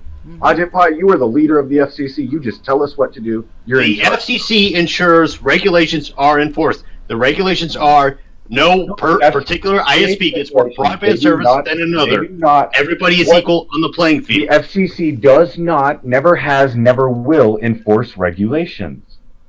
That's the fucking point of the FCC. Jesus Christ. No, they create regulations. The only regulations they enforce are through the courts, and that's fines. They fine people through the court system, but half the time that doesn't work out for them. Look at what happened with the nip slip at the NFL. We read that at the beginning of. Wait! Hold on. What did you say about the NFL? the nip slip at the NFL, the FCC tried to sue the NFL over it. Super Bowl That 38. is how they enforce their regulations. But were they successful? Yeah. No. No. No? But that, Then moot no. point. No, Okay, that is okay. okay. You're telling me they enforce. I'm telling you they try to enforce and can't. Yes, moot point. You're right. They, It's your moot point. I just No, it's your moot point. They tried. Guys, can you let me- Hold on, one at a time, one at a You time. said they cannot enforce. One at a time. Diz. I think I need to go. Mm-hmm. Okay, So, Diz. I just wanted to bring up the point that the FCC creates the regulation. Mm-hmm. So they create the laws and the guidelines of which internet companies can follow and abide by, right? That's when Yes. the companies find loopholes, to work around it. Well, then who enforces that? Okay, FCC only creates it. The FTC is the one that is reactionary. Okay, it's reactive. It enforces the regulations that are What just happened? Nothing? yes, but the Okay, because I keep seeing people's names like flashing on and off, and I'm just. That's because that's when we were arguing. right. So the FTC is the one that enforces Okay, it. because I'm not hearing anything. Can you not hear me? I can hear you. Okay, good. I can hear you too. You're loud. You're good. Can Luca hear me? Is Diz still here? Yeah, he is. All right, He's good. just not On talking. chat, but something happened with Luca. He's not muted or deafened. Well, maybe he'll. I'm good. I can't hear if Disparate Diz is speaking. I No, can't he's hear not. him. He's not. No, Okay. he's not. So the FTC is the one that enforces it. And right now, FTC is not in control by any means. Can the FTC So- do anything right now? No. Okay. The I think what's FTC going on is cannot do immunity or anything right something. now. The FTC cannot do He can't hear anything us. right now because of Okay, now I heard him. No, What you're was not. that, Diz? It's not me. You're not hearing. It's Optimus. You're not hearing. Optimus is the one talking. So basically, we need the FCC and the FTC to work together here. Yeah. Like you said, one's a proactive, the other one's regulatory. Yeah, the If problem you're a is... consumer, you're going to go to the FTC, not the FCC. Right. The problem is 2015, the FTC got kicked out of the picture. That's the problem. so they have no way to enforce the regulations that the FCC proposed enforced in the regulation. So regardless of whether or not neutrality exists Okay, so or why not, can't I hear Optimus Christ? I have no idea. I did not mute him. So I don't know. I don't know why he can't hear me. But the point is that even with the FCC in place, even with all the net neutrality right now, companies are still finding loopholes to get around that regulation. Who's going to enforce it? Not the FTC. They're not in power. So it's already ran rampant. Yep. Yeah, the FCC really doesn't have that power to. They have no department to enforce. it. Yeah. Mm-mm. So when it comes down to Is there a reason why I can't hear Optimus Christ? No. I have no If you idea. muted him, that would be the Try only muting reason. us and going on the stream because Everybody you can hear him else on could the hear stream. him. Yeah, everybody else can hear him, so you might have accidentally muted him. No, I haven't muted him. All right, I'll just enable volume on the stream. Jacob, only on special days can the FTC do that. Yeah. That's a privilege. See, if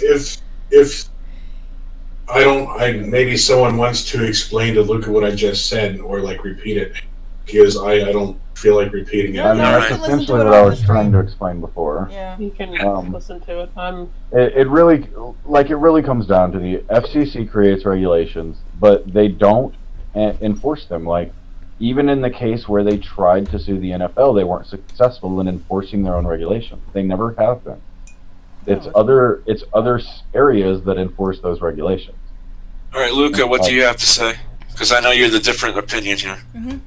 about the whole FTC not having teeth. and not having control, not working with the FCC with net neutrality. Okay, I was trying to figure out how I can't hear Optimus Crest, and when I enabled him on hearing, basically got double echo, so I'm a little bit behind on what was going on. Basically, he's saying that right now with net neutrality, it's only the FCC that's in total control, but you need the FTC to help enforce the laws, and you have the FCC is supposed to regulate. They're proactive, and the FTC is the judiciary branch for consumers. But right now, the FTC has no power. Hellbound Iscariot has a question in the chat. Why did Obama kick the FTC out? Oh, okay. So Obama kicked the FTC out because they were catering to the consumers, basically. FCC comes in, basically, the internet company is like, well, technically the FCC doesn't have any jurisdiction because we're not a telecommunications company. We're an information communication company. So it's like they muscled the FTC out of the way. They muscled the FTC out of the way, and then Obama, being in office, he took it personally, and he got his fifis hurt. And then he was like, oh yeah, well, we'll change that. FCC comes out with a 400-page report on the reason why they think that they should be in power, and Obama's like, good enough for me, let's do it. Well, it was Obama that initiated turning the whole FCC around, wasn't it? It was Obama that made it. Go ahead, Luke. Title 1. He made it Title 2 instead of Title 1, is what he did. Yeah. Jacob, Luca, I want your opinions about the FTC and the FCC working together or not working together. I would prefer that they work together. I mean, I'm all for representation on the internet market. Yeah. What I'm worried about is the ISPs having total control and being able to control the market in an unfair way, to which they will double charge essentially websites and consumers, like basically double dipping. That would be the FTC. That's my main worry. To prevent that, to spot that, react to it, prevent it, and propose legislation to prevent that in the future. They are the enforcement arm. It comes down. Sorry about that, Maddie. It comes down to basic business ethics. Okay, you have two groups: one that creates the regulations and implements them. Right now, with any company, what are you going to try and do? You're going to try and find some way to get around those regulations by any means necessary. Yeah, you're going to push the boundaries. Yeah, that's proactive. You're going to push the boundaries. You're going to find loopholes. You're going to find your way around. Okay, that's what's happening now. Okay, now when the FTC was still, a thing before 2012, is that they're reacting. Okay, then you have another group who, in business ethics, is you're taking the cases as they come. You're reacting to every case that comes in, that they try and find a loophole, that they try and break a law or something like that. And so with the FTC out of power, there's no checks and balances. Right. They're essentially the guard or attack dog for the FCC. You can implement all the policies you want. Doesn't matter if there's no one around to enforce them. Right. And like I said, my main argument here and my favorite thing is that everybody keeps saying it's like, if the FCC gets their way. If the FCC does this, it's bad for the internet. Well, the FCC is literally relinquishing control. So I don't see how them relinquishing control is them getting their way in some specific manner. And the biggest thing is FCC is all about censorship. Yeah, if they wanted a certain thing, they would simply keep net neutrality in effect and change the regulations to suit their standards. Yeah. So ultimately, with that explanation, where's your stance now? Because the way that it has been since 2012 is that it's ran rampant. All the companies find loopholes around everything, and people get screwed on the daily. Why do you think the constant jumps and changes to different ISPs just because they feel like they're being untreated fair? Yeah. So do you think there's been a rise of consumers not getting the help they deserve in the past 2 years? Oh, I wasn't able to file a suit against Frontier, even though they completely screwed me and refused to do repair services on a natural. Wasn't a disaster, but it was a small tornado hit nearby me, ripped some some internet lines down connected to my house. And they refused to do the repair without me paying like $300. That's because it wasn't the connection to the NIT. It was a connection from the NIT to your house. Still, it's not. Right. I'm still saying it's a bad thing because, FCC without FTC makes for a very bad time. Right. Yeah, I wasn't able to file any complaint. I wasn't able to do anything about it because there's nobody to file a complaint to. And it's not like the Better Business Bureau is going to do shit about it. Right. What, drop their rating 0.001 point on the website? Are they even still around? Yeah, they're clinging to life. Because I think at this point I would go to the FTC over Better Business Bureau. That's for sure. Better Business Bureau is pretty much for employees and a rating site. The point is, with any policy, with any business, two groups, like I said before. Right. Proactive, reactive. Proactive makes the policies and sets them into place. Reactive enforces those policies. You go to a call center, guess what you're doing? You're the FTC. You're enforcing the policy that company has to provide. And I found an interesting statement you guys might like. The FTC hired Tim Wu, who coined the term net neutrality, as an advisor. And when these two agencies, the SEC and the FTC, submit their budgets to Congress each year, to demonstrate how well they deliver on their missions, the FCC will likely be proud on how well revenue for the government on spectrum auctions. The FTC, on the other hand, might present a case of how much money is recovered in an antitrust lawsuit or the measures of consumer welfare created by its rulings. With this in mind, the FTC is better positioned to win as an agency that pursues net neutrality as a consumer issue. So therefore, the FTC was more of what net neutrality was meant to represent. Yes, but the way it was implemented in 2015 by Obama removed the FTC from control, and it cut them out of the picture completely. Mm-hmm. I'll grant you. I disagree with Obama in that regard. I'll grant you that. All right. Like, that's the whole thing. It's that we had a better option, and it was working. We just needed to keep regulating the way we were. As it stands, we can't do that. Here's my biggest question. Is the world still going to be around tomorrow after the vote? Are we still going to have our internet? Yeah. The world's going to be around tomorrow. We have to repeat this to make sure people don't panic. Although sometimes I wish that it wasn't, but yeah, I hear you. We definitely need a zombie apocalypse in there somewhere. Yes, we do. Yes, we do. Does it need the purge again? Although the ramifications the way they currently are, don't be surprised. All right, go ahead, Luca. I'm sorry, this. All right, go ahead, Luca. But yeah, tomorrow's vote, we won't see the effects of it for a couple of years. So the internet today versus tomorrow, it'll be the exact same. It just sucks that there's a fear mongering going on during this debate. Well, what do you think all advertisements are? All they are fear mongering. It's no longer here's our service, here's our product. It's this company's bad. You should go with us. Right. Right. That's all advertising is at all times. This is 2017. Holy motherfucking Christ! I can hear Optimus again. There you go. Fantastic. Miracle of miracles. Right. I moved Zeus into the middle of the screen, and now he can hear Optimus Christ. Oh boy. I'm excited. Doug creates a miracle, man. Praise Doug. Praise Doug. Hold on. I gotta put it in the chat. Hold on. Yeah, do it now. Hashtag praise Doug. Everyone in the chat right now. And watch I was first. I called it. Hello, Mad Metal Man. How are you doing this evening? And watch the nostalgia critic jump in and say, "Oh yes, praise me, praise me, Right. praise Doug Walker." I really need to get Luca turned on to my Selma gameplay. This is why we did this live stream. That's why I felt this live stream was important, to get all these views out of here, to get all these views out into the public, to look at what Free Press has been doing, how they've been misrepresenting cases, how they've been misrepresenting what net neutrality is, and what exactly it means if these things get rolled back tomorrow, because the vote is going to happen come hell or high water.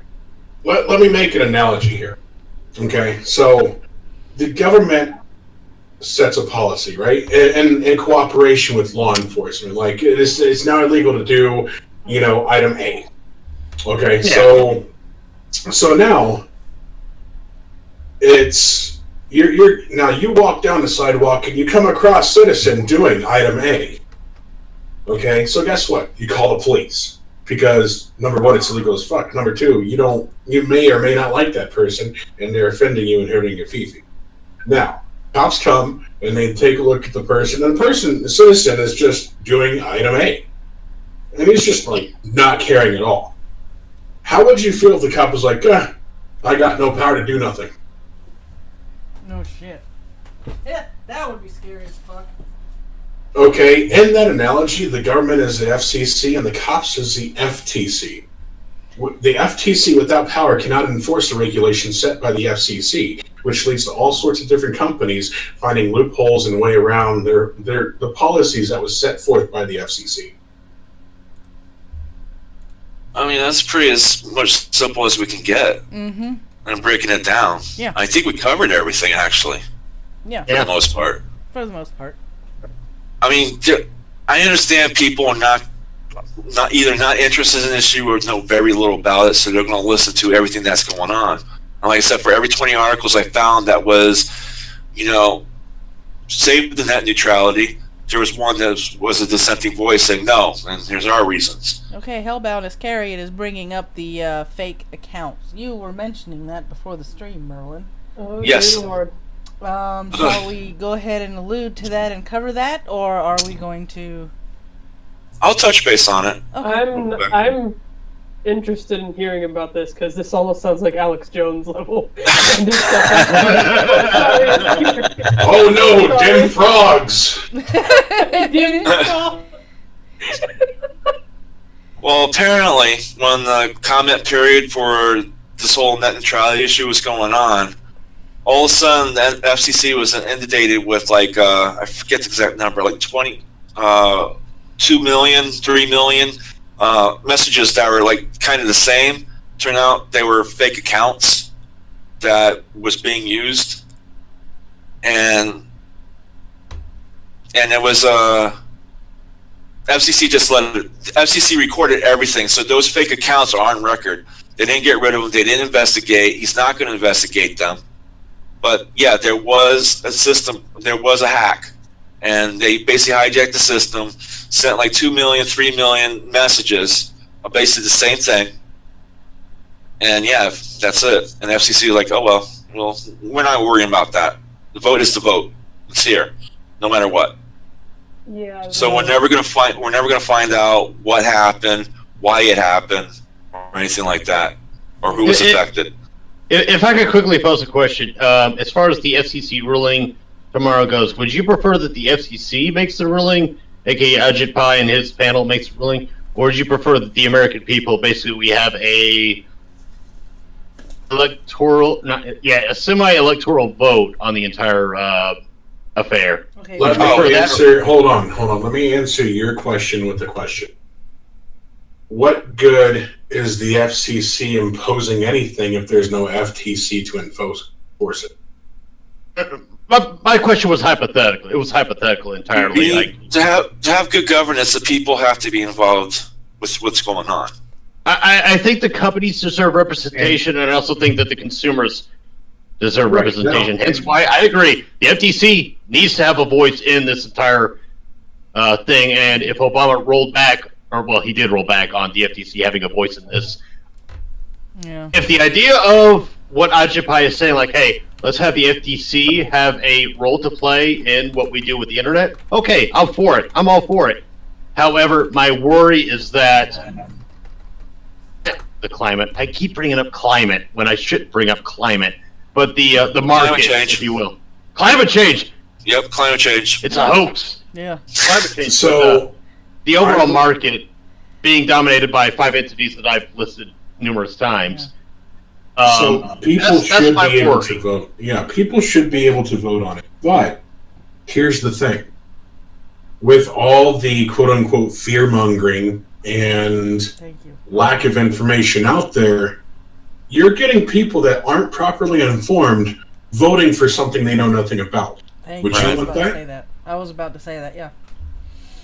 I would It's the rather American- have- it's the Amer- my point, and I would like to say this, my thing here is essentially what you're asking is, do I want the FCC to make a vote on whether they should obtain power or share it? Or do I want people to tell the FCC that they should keep complete power? Because as it stands, the people would obviously vote for the thing to stay as it is. But what that's saying is that the company who wants to lose power, or the group who wants to lose power, to share power, should keep all of it. Yeah. It's like, I would rather have, okay, if this actually got brought up to the people to vote, I would rather have a 25% turnout, knowing those 25% people of our population are well informed enough to make a decision, than have over 85% of our country, most of whom have been misinformed through fear-mongering, propaganda, and misinformation, making that vote. Well, I mean, here's the thing, though. You think about the general election we had a year ago, and you think about the popular vote versus the electoral vote. Yeah. Trump won the electoral vote, the popular vote, and we've had this issue where a lot of people in this country, the USA, have been politically misinformed in a lot of ways because they tend to subscribe to what best fits their own personal view. Yeah. You Suddenly mean it's like... You mean like Well- all of Trump's Russia collusion that turned out to be the Democrats? Well, that's why voices like us have to be out there, showing people, wait, this is the truth right here. Mm-hmm. Go find out for yourself. But we'll lead. We're like scouts. We lead them to the truth. Yeah. And I think we need more of us out there to I think try to. I think I need to invest in another loudspeaker, guys. My voice is up there. What were you going to You say, think of- Optimus? Okay, go ahead, Luca. What I was going to say is that you think about the electoral vote is that a lot of anti-Hillary votes came from an anti-Hillary position. They weren't. They were for Trump because Trump did run a populist. I But don't he, agree. I hate both of them. As a person, I do too. like Trump, but I still would have voted for Trump because Hillary was lying multiple times. You know what's sad? Hillary Clinton bought that election too and still lost. Okay, I'm not trying to derail the topic at hand here. I'm just trying to throw up an example. Is that when you look at what Hillary ran versus what Trump ran, Hillary was running on her own arrogance, her hubris, and Trump was running on a populist platform. And Trump in the end won. However, the popular vote went to Hillary because of a lot of the things that are behind Trump's name, whether they be true or false or up to speculation. The point I was trying to make is that should it be a populist decision based upon how the internet is regulated versus a non-populist decision? Basically, the powers that be decide how the internet is run. I mean, should we do it like the states and vote like each department head in? So, like with the FCC, we vote for a chairman. Something like that, because states do that. Why can't the government? I voted to me. There we go. I don't want each state to have its own representative in terms of the internet regulation because that would just create more government and create more power. But yeah, well, I'm just saying, like, everyone vote for a chairman. Yeah. Something like that. All right. Now I'm going to turn to the live chat, and I know there's a delay because I'm getting used to that by now.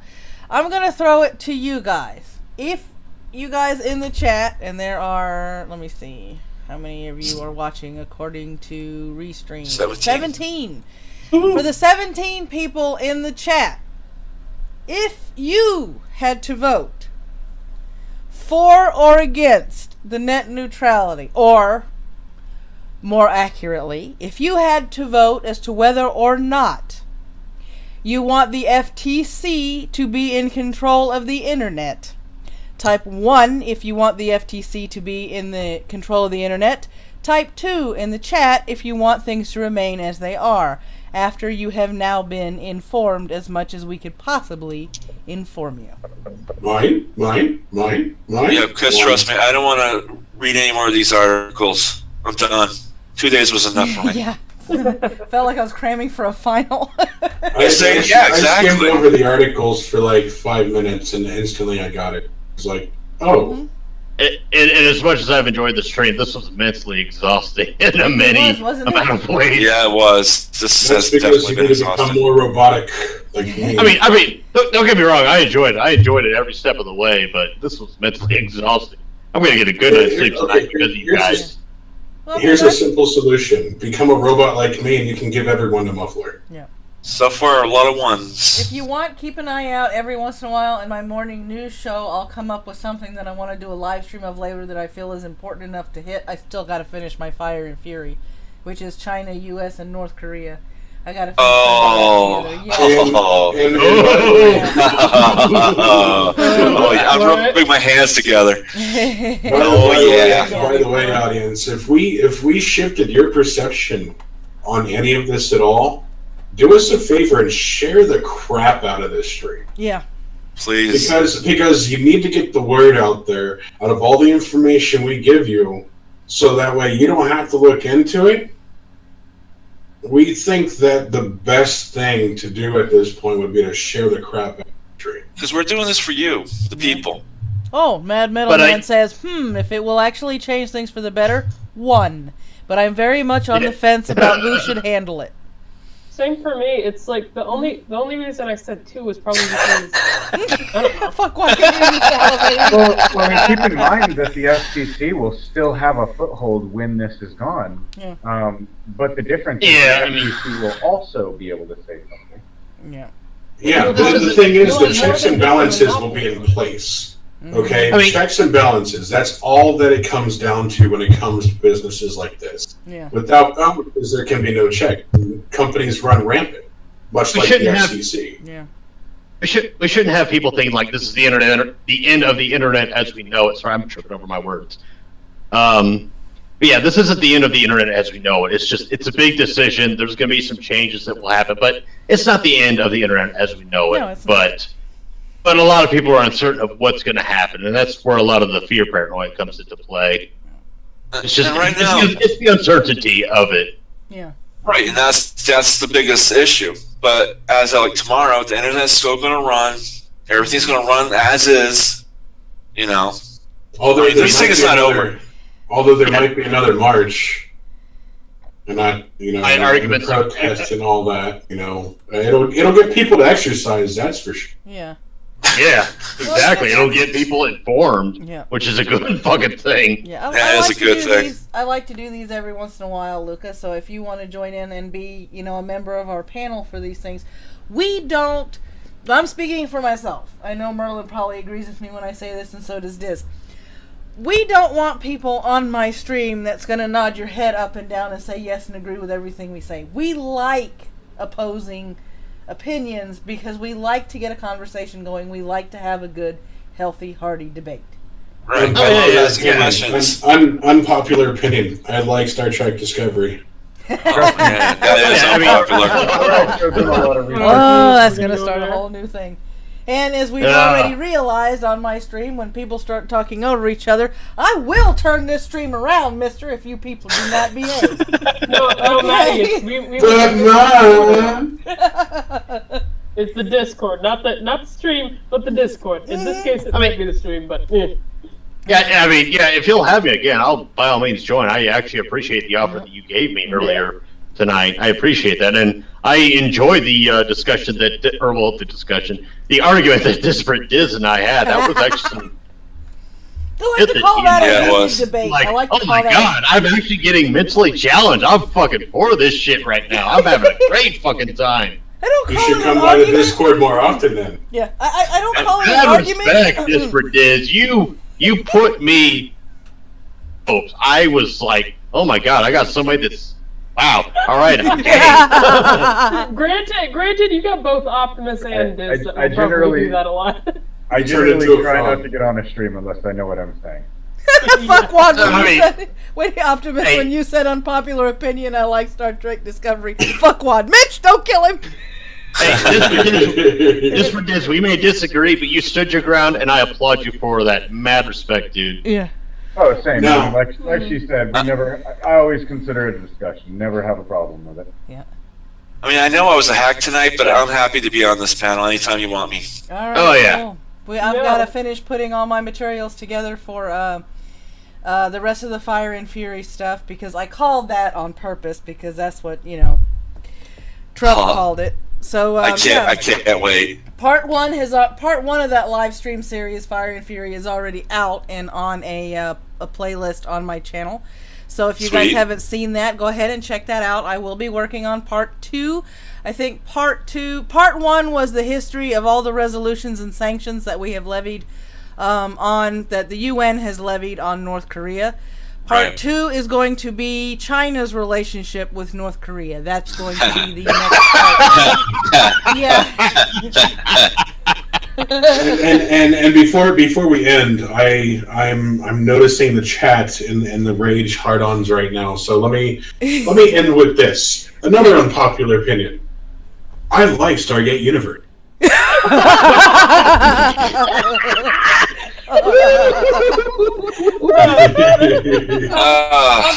Optimist. I hate when we're strong with these ones. You left me speechless on that one. All right, thank you everybody in the panel for being here. Thank you everybody in the live chat for participating. Welcome to those who are brand new to my channel.